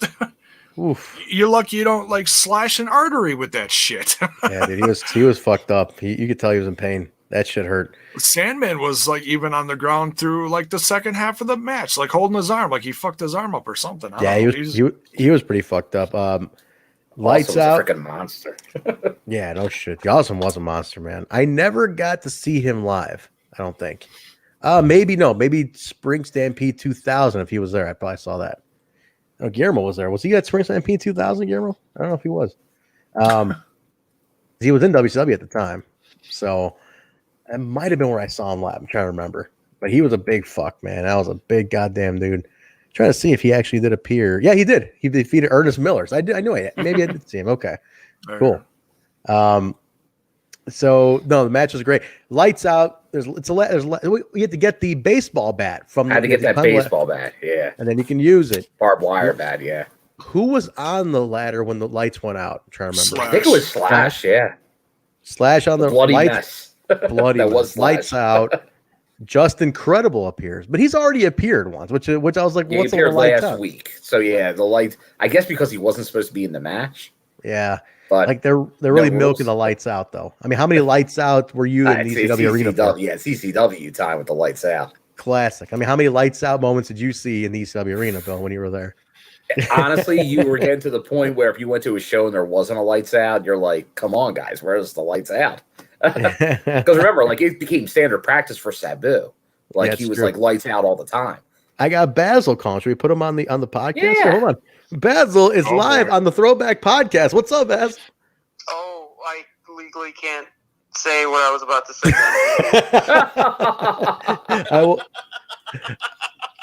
I will. If you guys seen my Twitter, I know what it's about. that's it. I didn't know you were still on the podcast because it's freaking 11:30 at night, you madman. Yeah. So yeah. Well, we're doing number 40 TNA number 42 right before the Raven match, man. Raven versus Jarrett. Punk? No, Raven Jarrett, the big one, the one they built up to. This is the week before it. See, I knew about the same time. I told you guys I watched every week. He watched them all too. I'll hit you up when we're done. All right, dude. All right, man. Later. What's he talking about? That Tessa thing that broke today? He's talking about Tessa. Yeah. Yeah, because they found her in the video game, like in the prototype of the video game already. With his picture. Yeah. Yeah, using his photo, hard right? to kill. Yeah, her hard to kill shot. They kind of formed that image in one of their games. And I'm not even sure. Is that like a mobile game? I don't even know what game that is. That's the new WWE game. And is it okay? That's taking the place of that one they do every year. Yeah, the this was called like Battle something. This is something else. It's a different kind of game. It's from 2K. It's called Battleground. It's a little more cartoony. Okay, but it is a 2K game. Okay. Yeah. Dude. Trent, there's only one wrestling video game we recognize. That's right. TNA Impact, baby. Perfect for the throwback. Dude, yeah, this is his tweet blew up. Holy shit. Basil's about to get paid for that fucking photo. Because they definitely did not. Actually, in our little group chat, Nate found that. Referee Nate found that. And sent it over, I think. He's the one who sent that to him in our chat, and I was like, "Oh shit!" Very interesting. Hopefully, Basil can get paid for that. That'd be nice. That or something. Maybe we'll fly him up. Whatever. Give him a free copy of the game.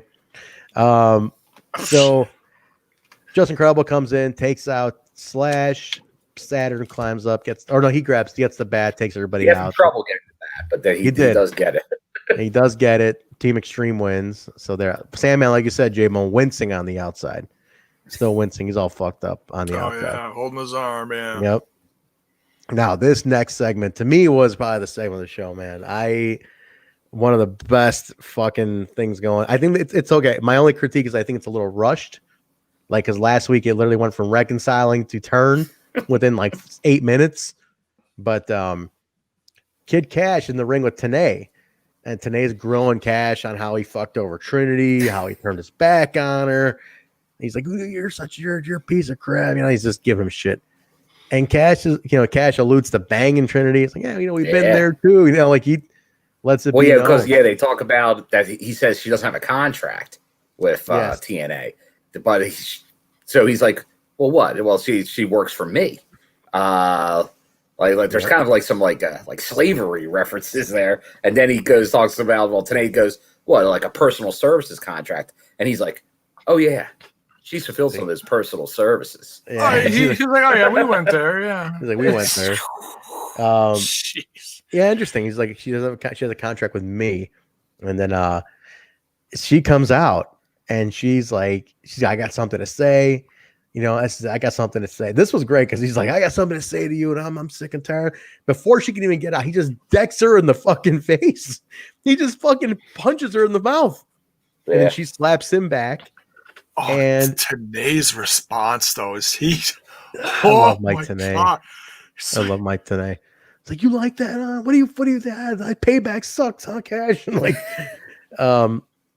it was pretty awesome.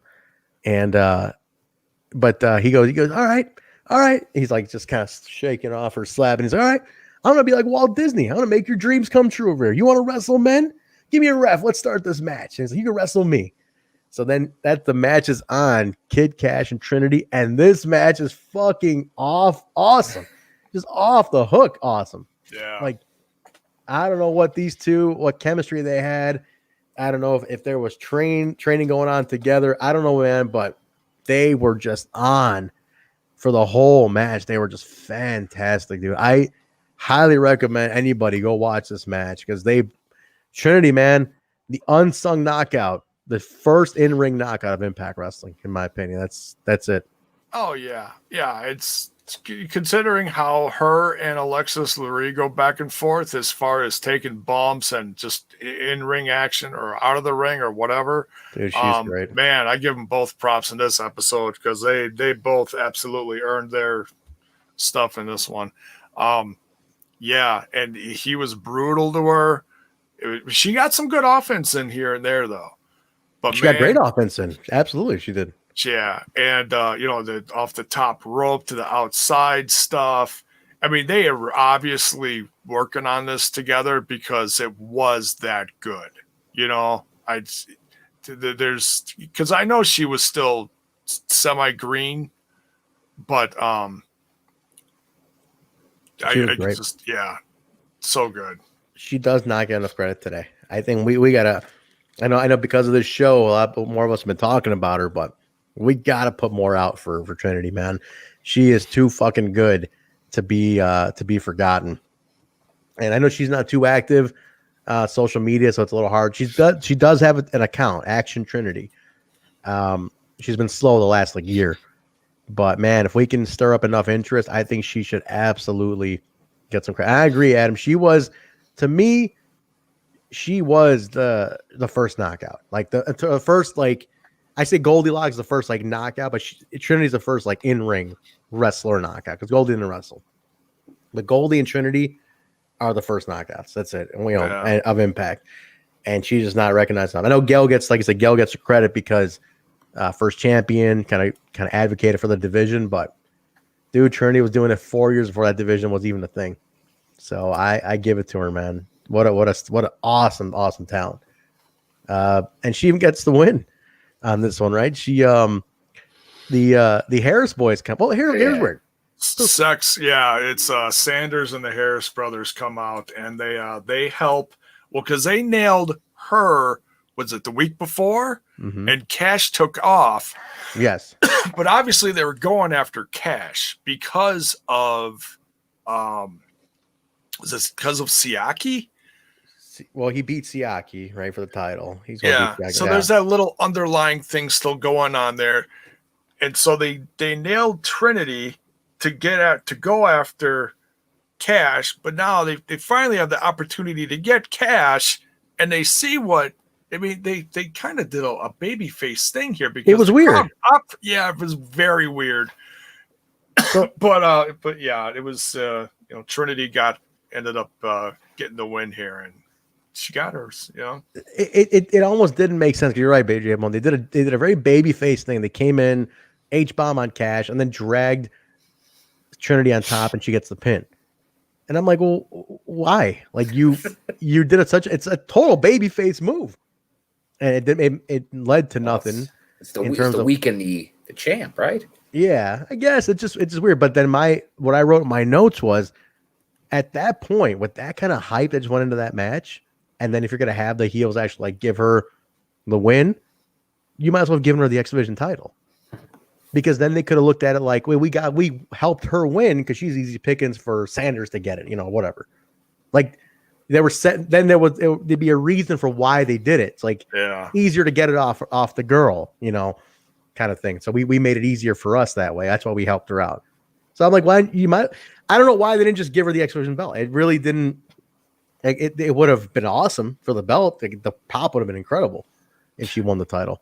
Yeah, because the like Don West seemed confused. Like he's like, well, did they give her the championship then? Because she pinned her, she pinned them, or what? It's like it was like basically just an exhibition. So that's the thing. I'm like, it was kind of weird. It was like didn't really make sense.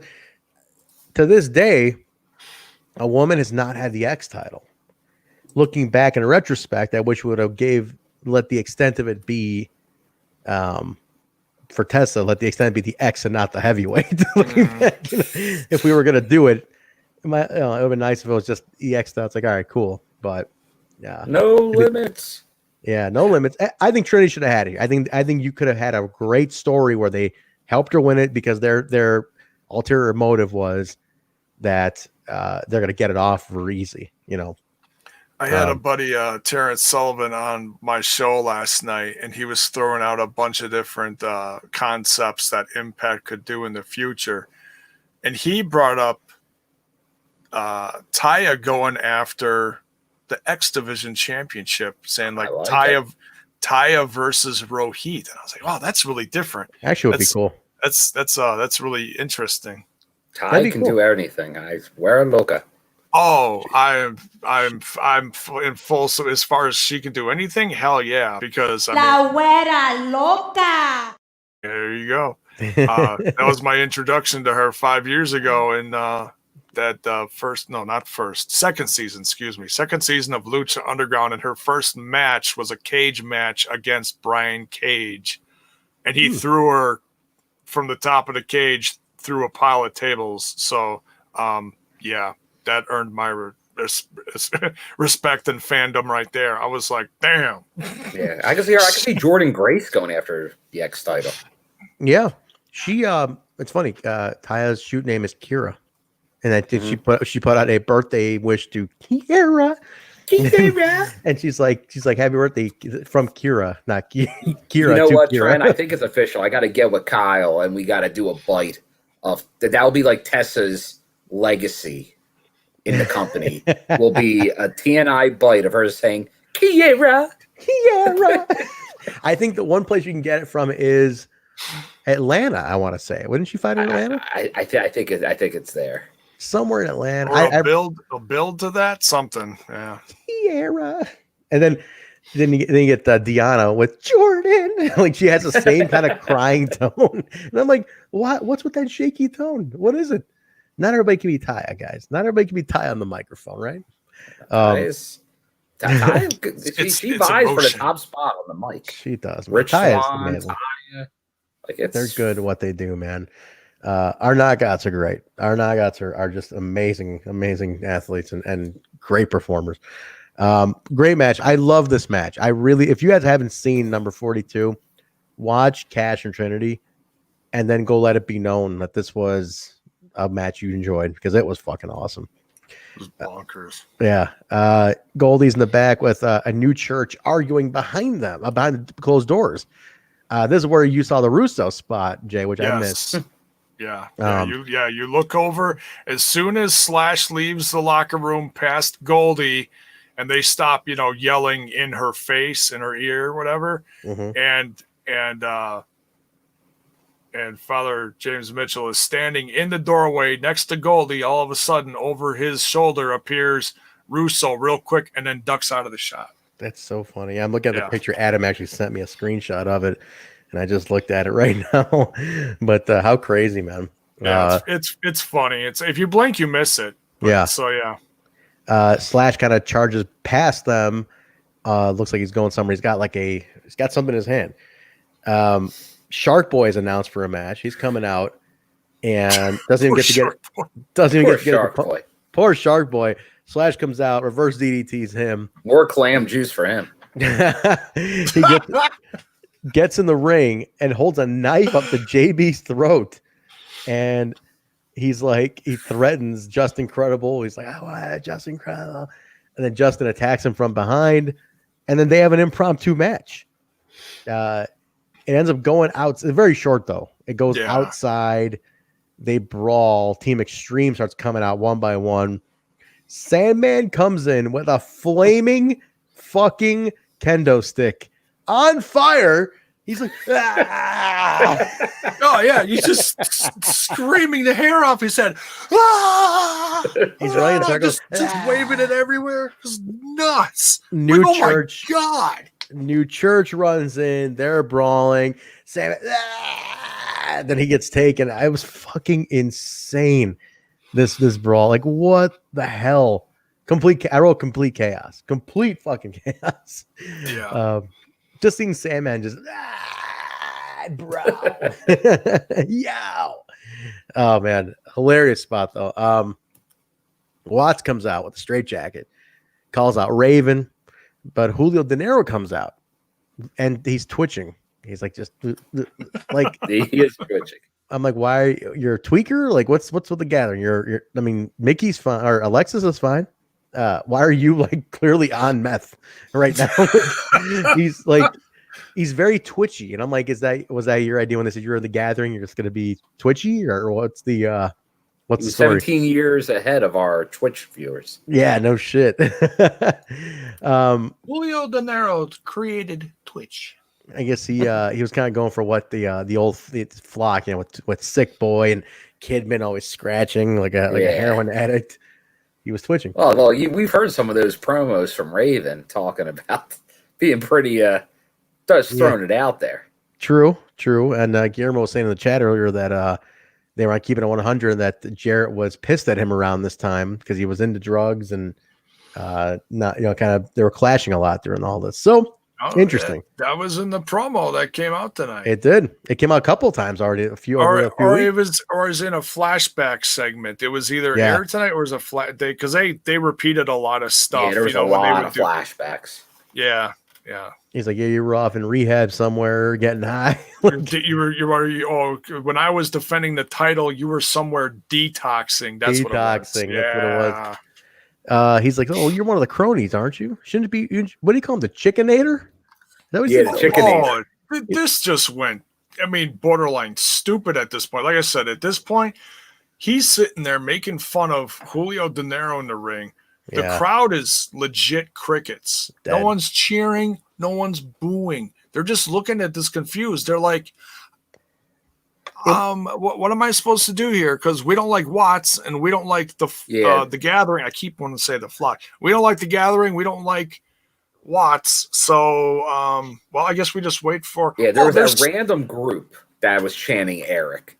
That just they're like the always people that just you randomly hear when it's the heels. Yeah.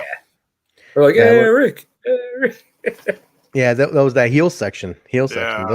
Those guys, I'll tell you what, that heel section started showing up at other shows around this time. Like I think they franchised because Dave and I would be going to indie shows around this time, and there'd be heel section guys everywhere. Every show would have a heel section.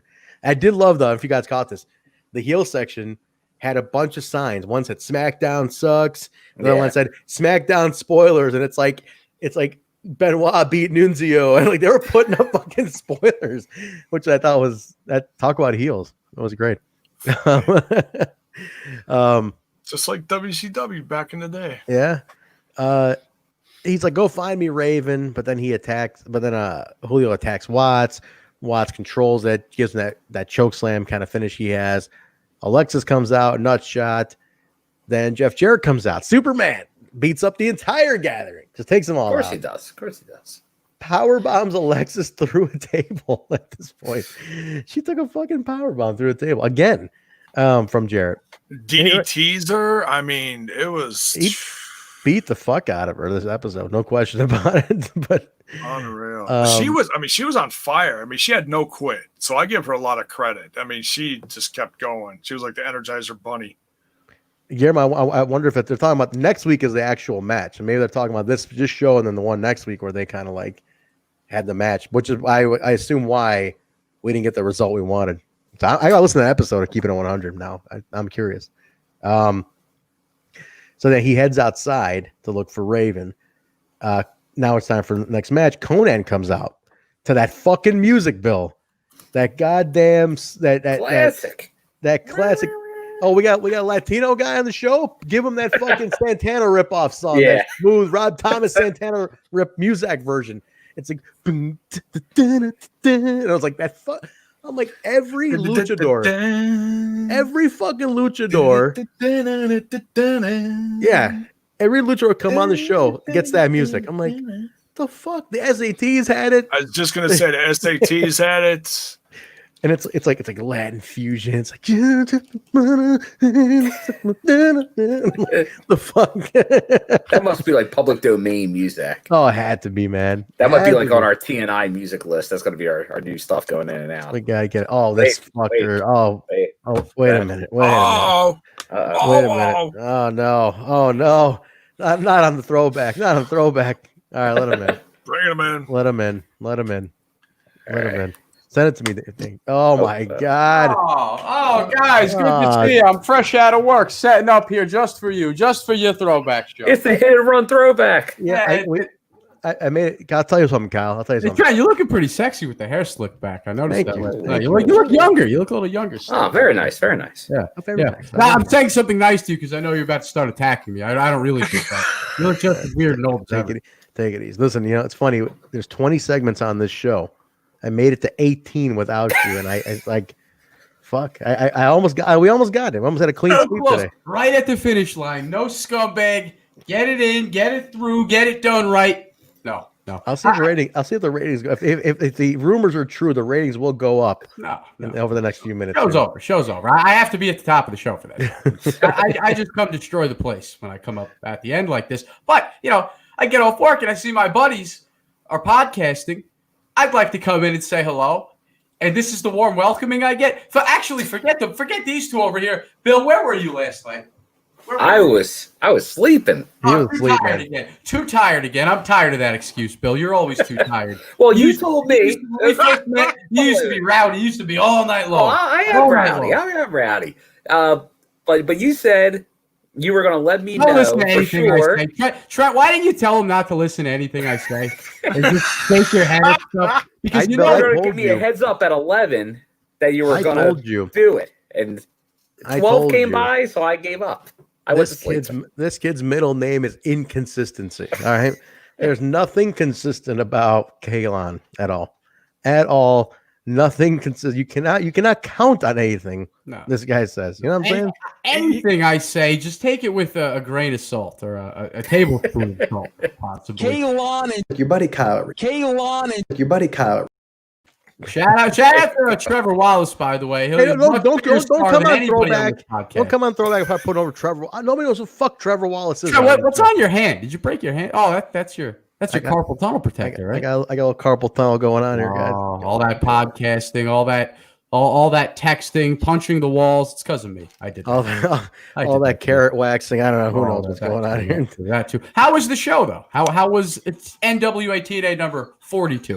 It was phenomenal. This is the week before the big Jarrett Raven match, the one that was the first major program. Yeah, I have that on my Nevermore, the Best of Raven DVD. One of the 5 TNA DVDs I do own. Not like Trent. Trent's got them all. It's on there. It's definitely. Actually, on KL's Hit and Run show last night, you guys got to see a preview of the DVD shelf. You guys got to see that on there. Ratings have gone down since you've appeared. I will be honest. the ratings did drop since you appeared on this. Great, fantastic. Fuck your podcast. I'm here. I do what I want. I am what I am. Yeah, this is horrible. Yeah, no shit. All right, let me. I got 3 segments to talk about. You give me a break here or what, man? Come on. I'm just gonna hang out in the back and I'm gonna spectate. I'm gonna have my popcorn and have a good watch show. I'm going in the studio. Fuck. All right, there you go. Thank God. Thank God. Put some new sound bites in there while you're fucking around in the studio. Go ahead. All right, listen. So Conan's out there pulling full race card on this shit, right? All race card. And nothing but fucking race card. White boys, this. You guys holding us down. The Mexicans can't get a break. He is drilling fucking TNA. TNA and West can't get a break. Oh, West versus Conan in this was hilarious. So who are you rooting for in this one, Conan? I'm rooting for Amazing Red because he's Puerto Rican. I like Don's comeback. Don's like, well, I'm rooting for him because he's a good wrestler, not because he's Puerto Rican. Like, I don't care where these guys are from. I just appreciate the talent. Good old Don. He was so innocent still. Not even a year into broadcasting. Good for Don. Good for Don to keep Conan in check. But it was great. Conan, I felt got a little much on this. Like it kept going, and I kind of got distracted from the match. Yeah, he was putting himself over. He was very funny. Shut up. I mean, some good fun there, but it took away from what was going on in the ring. I think it went out a little much. I know they're really trying to sell it, but it was like, man, all right, dude. Fuck, I get it. I'll be honest, I got distracted from the match a few times. There was a great line in there. Bill, you might remember this. So he talks about, he's like, I'm gonna file a racial discrimination lawsuit against this company, which is fucking ironic because in 2007 he actually filed a racial discrimination lawsuit against TNA. Which I think was so. This is forecasting, man. The guy threatens that he's going to file a lawsuit, racial discrimination lawsuit, and he ends up doing it for real 4 years. He contradicted. I mean, I know he's a heel, and you're supposed to take whatever they say with a grain of salt. But he contradicted himself a lot because he's complaining about why he doesn't get a match during this show. He's like, all these people out there, they're getting matches. I didn't get a match. But then he's also explaining later that he's not under contract. It's like, well, dumbass, maybe if you were under contract, you'd get a match. Yeah. It was just trying to stay too much at this point. It was like too much going on. I'm like, come on, man. Come on, man. I need that Joe Biden sound. Come on, man. I need that soundbite in here. Kaylon, did you get this? We're back in the cut. We're serious. Right. Yeah, it was perfect. Good. It fits. Trent, don't mention Joe Biden or Donald Trump on our podcast. Okay, let's not destroy the show. No politics. I just want that. I want that soundbite. Come on, man. I heard you say Joe Biden. I'm like, Trent, no politics here. Please. All right, no politics. Ross Foreman would not be happy with me. Right? No. We've seen this happen before. These people in the chat go fucking insane. We don't talk about that. That did happen once. We mentioned politics briefly once, and they lit us up like a fucking Christmas tree, man. Dude, I'm still not cool with McGuadro, man. I didn't even say anything. Nothing. He wrote like a 20-page paragraph roasting me about politics. I still don't know what he said. We had a loyal listener, McGuadro. He would always listen and comment. And man, politics got mentioned one time, and it was fucking good Lord. He's like, fuck, I'm so He's in the listener graveyard, buried right next to Dancing Mike. Dancing Mike, rest in peace, Dancing Mike. I always wonder what happened to that guy. Damn, he was another loyal one you pissed away too. Like you fucking drove everybody away. All right, back to the production room. Everyone hell knows goes away in the end. Well, what happened to that guy that won the grand prize that is still waiting for it? Oh, that was Dancing Mike. That was Dancing Mike. And he never got it, and he left. He'll get his prize when Lakers gets his Hemi hot sauce. That's all I got to say about that. Lakers did order a T-shirt today, by the way, Kyle. He ordered a T-shirt today. He ordered two. I heard he's wearing. Oh, very nice. Very nice. He ordered a TNI shirt, and he also went over to the old Smash This podcast he was shop. smashing? Cheap plug. Yeah, he got a little new merchandise.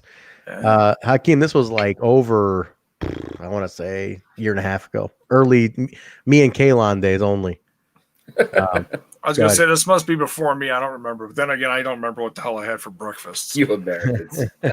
We're crazy Americans. Crazy Americans, man. I like that. Kyle's inconsistency is his consistency. That works. This was Killings interfering in this, right? It's a decent match. Ron Killings interferes. He attacks Jerry and then basically allows Red to get the win with the infrared. But he goes with the Conan and he's like, we need to talk right now. Right now. Oh, right now. I would go for the bite, but we don't got it. We don't have it anymore. We'll talk right, and then they. It's in the bike graveyard.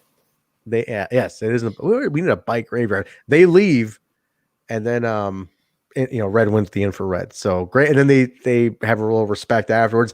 I think Jerry should have kind of felt a little like, wait a minute, what happened? Like he just kind of like went right into like congratulating Red, but never any kind of like no like anger, like what the fuck, I just got attacked here, like what's going on? So Jerry didn't really question it, which is well, that's the thing, he knew he was going against his tag team partner, so he couldn't blame him. So he was probably upset that he got attacked, but he wasn't going to blame Amazing Red. I imagine we'll get something next week on this whole thing. Yeah. Now the interesting is we've had these run-ins from these luchadors, these I guess you could almost call them drive-by hits. From these luchadors on Jerry Lynn, and I see somebody chuckling in the studio over there. There he is. Flipping us off. I don't know what's going on in that studio back there. But anyway, go on. So it was interesting that because I'm watching this match, and I had to watch it back a couple times because, like you said, the Conan, the banter is actually really, really distracting. So I watched it back with like the sound almost all the way down. And I'm just like really watching it. And I'm thinking it's the same one because it looked like, Venom Spider-Man running in the ring with the black costume, and it's like, oh, there he is again. Oh, wait, it's R-Truth. It's R-Truth. Yeah, I'll be honest. Because he was dressed in all black. So it's like, oh, there he is again. But no, it was R-Truth. And then, like you said, he goes up to Conan and we need to talk right now. And Conan's like, oh, guess we need to talk. So he gets up and follows R-Truth out through the crowd. I thought it was a luchador as well because it's he was wearing all black. He's got very dark skin. And he's got black hair. I'm like, wait, it's the luchador. I thought it was the all black luchador's been coming. I'm like, wait a minute, that's R-Truth. It took me a second too. That was funny. But I thought I was the only one. By the way, Mir, we're not loungers anymore. Wrong channel. No, we don't call each other loungers over here. Come on, man. I need that soundbite.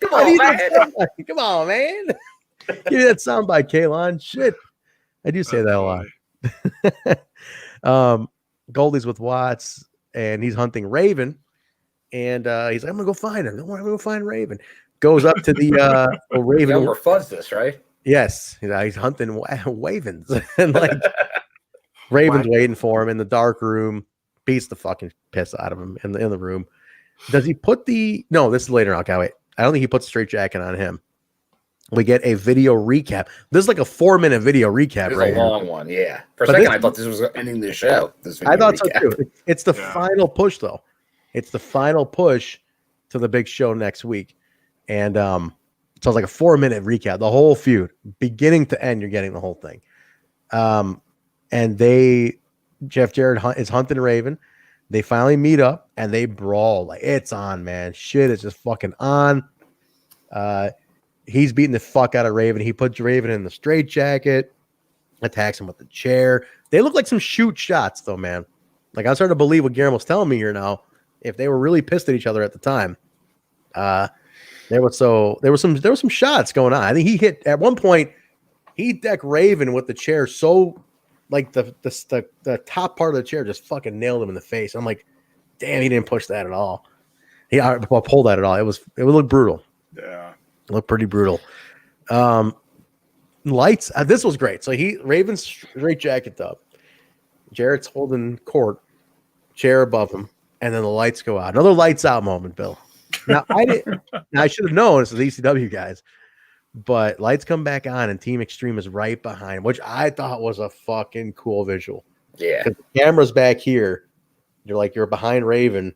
You see Jarrett, and then you see them all lined up. It's like New Jack, Sandman, Saturn, Justin. I think I'm missing one. I think that's all of them.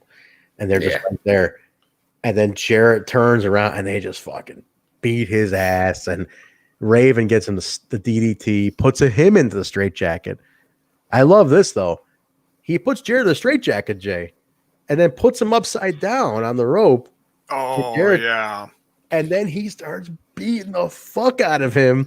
Well, they've got him upside down, and they start wrapping the barbed wire from before around him. And to the point that they're cutting themselves because they're grabbing it and they're trying to wrap it around him, and they got it like through his legs, up through his crotch, and it's like, oh my God. And then that slap nuts. Yeah, I mean, they fuck him up pretty good. I mean, it was really oof. They were tired of Supercharged. Yeah. Yeah. then of course Raven's, happier than a kid on Christmas morning. He's all, he's just ecstatic. He's like, yeah, it's my time, biatch. I love it though. I love it. It's just, you'll see that there's a shot, and Jay, this needs to be the cover for next week. You'll see it. It's the face off when they're in the ring. Oh yeah. That I want you guys to remember this moment where I'm telling you right now. The face off that happens in the main event next week. Watch the fucking crowd. I'll never, to this day, I don't forget that crowd. That is one of the most awesome TNA Impact moments ever. They're hot. They're just, I'm telling you, remember the line was like nearly a half a mile down the street on this. It was long. Like it was a 3-time sellout from what I understand. It was beyond sold out. So they built this very, very well. I think I remember, and Dave can actually maybe mention this next week. He might remember too. I believe this was such a hyped event, number 43, that they took out like billboards in Nashville, local ads. There was even some syndication ads in Chicago. We saw because Raven came off a big run, right? And Raven's coming off of WCW and WWF over here. So people in ECW people know who Raven is. So and Jarrett for that matter. Everybody knows these two. So the name's established. And man, that match is next week. But that was it. That was 42. 43 is next week. And I'm hyped. Kalon, get back in here now. The show's over. Get in here. Get the little fucker back in here. Hop back in here. I know you're here. There you are. Okay. There he is. The review's over now. Okay. The review's over now. Oh, I'm definitely going to use that, Hakeem. Thank you. Let me take a look at that. Take a look at that, J-Bo. See if that's usable. All right. What's going on? What are you up to? You give me more sound bites? I need more bites in here.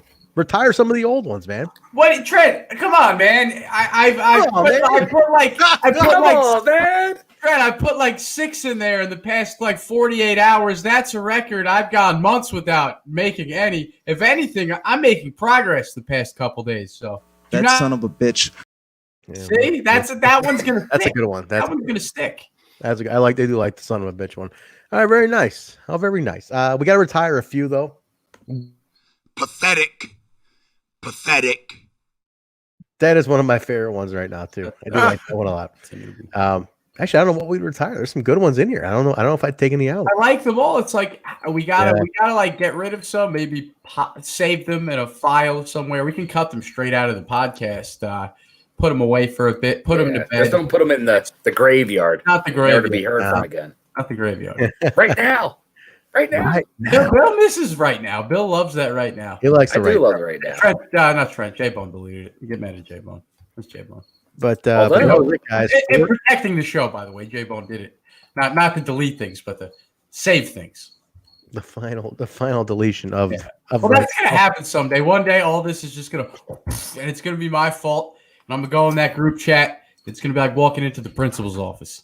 That's what's gonna happen. Right here, guys. Here we go. It. That's the shot, guys. Oh, very nice. That's like my favorite look of Raven when he had the kilt and the bleached hair, early TNA run when they put the belt on him. That's my Raven right there. I literally hear crickets when you're talking. Because I'm in the garage and the crickets are out tonight. There's the cricket. It's KO and the crickets.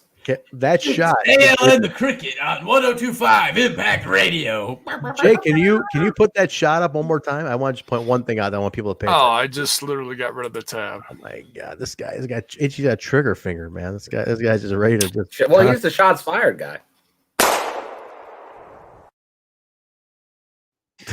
Oh man. Very, very. Man. There's something strange about it. It's very like it doesn't make much sense. It's just funny. It just works. Just like, I'm more for this one. Okay, boomer. I'm waiting for him to say something so boomerific and just okay, boomer. He's got it coming to him. And then of course, there you go. There you go. I want you guys to pay attention to one thing. Look, everybody is standing behind him. That's what I was alluding to. Everybody is on for this one, and these two look good. I mean, they're the looks are great.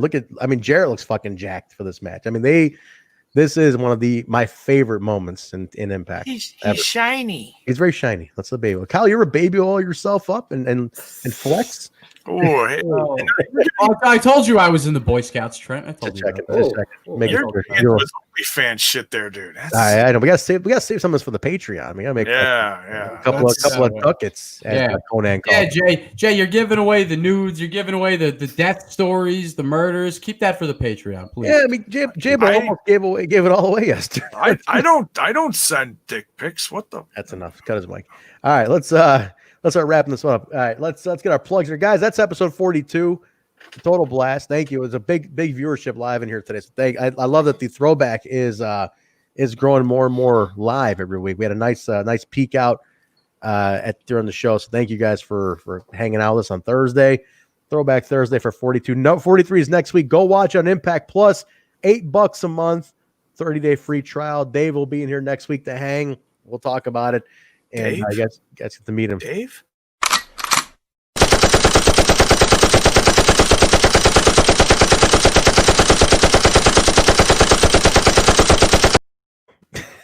Kyle, you know what we need? Kyle, you know what we need? Oh my God, man. They love the extended cut. You know what we need? I'm telling you. So Tom Likas had a thing where people are like, take me out so-and-so style. Because people would call in and they'd be like, take me out African tribal style. Then he'd play like a thing where it's like this African tribe starts chanting. They'd be like, take me out Lacey Peterson style. Or like, take me out fucking John Kennedy Jr. style. And you hear a fucking plane crashing. And like, we'll steal the door opening. We'll steal the murders, the death buttons. We'll kill people off the show. I mean, we already did the funeral bagpipes. We need the take me outs, man. We need those. We gotta start doing calls on this. Trent, that's what TNI is. We don't study wrestling podcasts. We don't listen to these top ranking wrestling podcasts. Not a single one of them. We listen to Morning Zoo Radio, and that's what we study. That's right. Look, we can talk Impact all day long. The way we work the show comes from the zoos, man. It comes from Wild Radio, not wrestling podcast. That's another form of fake wrestling news. This is just a shit show. This is a circus of wrestling fans. Cirque de Wrestling. All right. So guys, join us for that Impact Plus, $8 a month. Get on top of it. Watch it with us. Truck will probably do a watch along if he hasn't done one already. So get that on the Discord. The link's in the description of the video. Get on that. Do the watch along there. Let's get our plugs in here. Kalon, plug your new show. Where can they find your new show? What's the new show? Well, it's called KL's Hit and Run, but it's all of our show, Trent. It was your show last night. You did things on the streets of Chicago, but you also showed off your TNA DVD collection. That was very impressive. If you'd like to see the biggest just treasure chest of TNA DVDs, the most ever in one room, in one place, you have to catch the Hit and Run last night. Because Trent was on there with me. Bill was supposed to be on. Bill's name is in the description, by the way. Bill wasn't on the show. We have to change that. Bill, I'll take your rain check. You're going to be on next week. Hey, I'll be on the next one. Bill, what time did you actually pass out? Because I said send the link to the chat because he might still be awake. I texted Bill like 12:15. Okay. Yeah, I made it till about 12, and then probably I was asleep by like 12:10. Yeah, you waited for me to get off work at 12 to go to sleep. The disrespect, Bill. The disrespect. You're lucky. I love you. These guys. Oh man, they'd be getting killed right now. But you're new. You're new. I still love you. We're still in our honeymoon phase. That's true. That's true. I watched the replay on Twitch today. It was cracking me up. Trent's like being all shady and like ducking behind poles. Like, oh hey, is that price still? Is that still your price? I don't know what the hell he's doing. I'm like, dear God, what is Trent doing in Chicago at 2 a.m. and asking for prices? What the? No idea. All right, get your plugs in there. Kaylon, where can they find you? Where can they find the show? Follow me on Twitter at KL on the mic. I got retweeted by Checkers today. I'm right at. If you go on the Checkers Twitter, you see KL right at the top. They haven't tweeted since. I'm sitting right on my throne at the top because we love Checkers. We eat Checkers on the show. Love it. Well, not Jay. Jay doesn't eat Checkers. Jay legally has to stay away from Checkers for another 10 years. That's a different conversation. We'll talk about that on the Patreon. So follow me on Twitter at KL on the mic. It's 500 yards. And if you didn't hear KL's hit and run last night, it's advertised as a 5-minute to 10-minute review, but it's really 40 minutes to an hour so far. It's a rough draft. We're working it out. It's in progress. It's a work in progress. But yes, check out last night's KL's hit and run. That's me and Trent running down the September 15th edition of Impact Wrestling. His Bill didn't show up. Don't ever listen to Smash This podcast, and that's it for me. That's it. All right, there you go. Very nice. J-Bone, where they find you and all the other stuff you do. You can find me tucked nicely into my bed at 2 o'clock in the morning because I'm a good boy. Fuck out of here. You can find me over on the other little podcast called Smash This Podcast, where we're smashing all things wrestling, everything and anything lately. It's been crazy. I've been having guests on. Kyle crashes the show on a almost per episode basis lately, at least towards the end, somewhere in there. Well, it's just so strange. I go away from the podcast for months at a time, and then I just start crashing all of your shows. And not like I show up at the beginning, I show up at the end. It's nothing like Total Nonstop Impact. Yeah, he throws it off the rails, but it's a good time. He's like, oh, I don't want to wreck your show. It's like, no, come on in, wreck it. We're done with the review. We can have fun. And yeah, it's sometimes the views go up, sometimes the views go down. You never know over on Smash. Smash is also on Instagram, Facebook, and the Twitter box. And speaking of that freaking Twitter box, you can find me on the Twitter box right here, Jaybone5150. That's JAYBONE 5150. Very nice. Oh, very nice. Very nice. Bill, you can find me on Twitter and Instagram and my name at William M. Gardner, Gardner. And as I showed at the last weekend shows that got my sleep schedule all messed up for Kyle, that I am now ruining his life already, having some sort of negative effect on his life already. It really is. It really is. All right. So Bill's, Trent, you see the shit in this? Hold on, I'm sorry to derail things here at the end, Trent, but I'm getting attacked in the comments here. Look at this. I know. Fuck Kyle. Checkers sucks too. He's going. There's more. There's way more than that. You open up a can of worms. For you. He's coming for me. Guillermo Moreno. Pay attention, Kyle. The signs are here. This is going to be a war. You know what you're right, motherfuckers. Step up. You got a problem? Step up, motherfucker. And don't you dare say anything about Checkers. Checkers is delicious. It's there for you. It's there. It's in every state, every country. Everybody loves Checkers and rallies. Best French fries in the game. How dare you disrespect Checkers? But leave me out of this. Don't you dare disrespect Checkers. Put it this way. This is a feud I would pay to see. I don't know who the fuck this guy is. He's in here saying, fuck Kyle. You want war? You want to come into my living room and take a shit on my carpet, Guillermo? This is my show. This is my podcast. How dare you, motherfucker? You will remember the name of you. He's like, you will remember. I'm the man around here. They love me around here. I'm the scumbag. How dare you step into my zone? I cut his mic, J-Mo.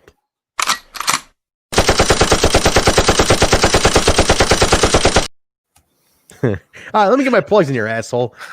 You take it on your own show. Plug it in. Take it on your own. Kaylon's hit and run. All right, guys. You can follow me at Trentzuberry on Twitter. Also, the show at We Talk Impact, Twitter, Facebook, Instagram, ProWrestlingTees.com/Total Nonstop Impact, Twitch.tv/Total Nonstop Impact. Thank you to all the new subs and followers. Cheers our bits being cheered. Thank you guys so much. Twitch is blowing up. 2 new emote slots have opened up. I think we're going with Susie for one of them. Vote on your second one. We have another slot open. So thank you guys for making that possible with all the subscriptions. We appreciate that. What else we got here? Apple Podcast, Stitcher, SoundCloud, Google Play, iHeartRadio, TuneIn Radio, Spotify, Pandora, audio available everywhere. YouTube, Total Nonstop Impact. And I think, what else? Geo7 in India. We are on that as well. So anybody in India listening, watching on Sony 6 for Impact Wrestling, let us know how you like the supplemental show that goes in it. Tuesday nights, Impact on Access TV. We do the full show watch along, twitch.tv/Total Nonstop Impact. Post show 15 minutes after the show goes off the air, 9:15 Central, 10:15 Eastern. We do the full Total Nonstop Impact flagship show, interviews, talk show, discussion. We go for a while. We go almost longer than the show actually airs, but it's a blast. As you guys can attest to it, it's a blast. Hang out with us there. Thursday nights, throwback. Hang on. Get my plugs in here. Hang on a second. Thursday night throwbacks. I'm throwing in ad-libs. 43 next week. Sunday nights is the Impact Plus Weekly and Open Forum discussion show. And Wednesdays, for now, we're going to still keep doing the Explosion Watch Along, hosted by Bill at 7 p.m. Eastern, 6 Central. Very nice. I think that's everything. What? You got any final thoughts? Final thoughts, Kaylon, since you infiltrated the show here? Mac Miller. It's a long time. Okay. All right, what are we talking? All right. Hey. All right. Yes. Oh, it's a Mac Miller t-shirt. Shout out my shirt. I'm taking over the show. Kyle rules. By the way, whoever the fuck that was, Guillermo, his final statement there was, this isn't a game of checkers. Listen, Burger King. Apparently, he's the king, apparently. Checkers is number one. Checkers French fries are going to destroy the Burger King French fries every single time. Every single time. No question about it. We'll show up to the hit and run. Show up to the hit and run. Show up to After Dark. Show up to the streets. I'll see you, motherfucker. Hey, did you know that KF... Cut my mic. I'm pissed. Cut his mic. He's cut. All right, what is it, J-Bone? Did you know like KFC has fries now too? Jesus Christ. All right, get the hell out of here. All right, everybody. We'll see you Sunday night for the Impact Plus Weekly and Open Forum discussion. Bring your topics because last week was off the hook. Loved it. Total Nonstop Impact, guys. Thank you very much. I plugged it, Bill. I did plug the t-shirts already. Another plug. Oh, okay. Prosentees.com/Total Nonstop Impact. Guys, we'll see you Sunday night. Thank you guys for hanging out with us. We'll talk to you later. Potato me. What does that mean? All right, get the hell out of here. Remind me the name of this garbage show again that I'm on. Total Nonstop Impact. My name's John, capital letter E, period, Bravo, and you're listening to the Total Nonstop Impact Podcast. This is the jaw-jacking Tuesday night impacting. His mother called him son because he shines like one. Mocha skin manimal, Rohit Raju, and you are watching Total Nonstop Impact. This is Taya La Güera Loca, and you are listening to Total Nonstop Impact. The Walking Weapon, Josh Alexander, and you're listening to Total Nonstop Impact. We are the Rascals. And you are listening to Total Nonstop Impact Podcast, baby. Woo! And what you're really listening to is Total Nonstop Impact. Don't you dare miss a lesson. Oh, yeah.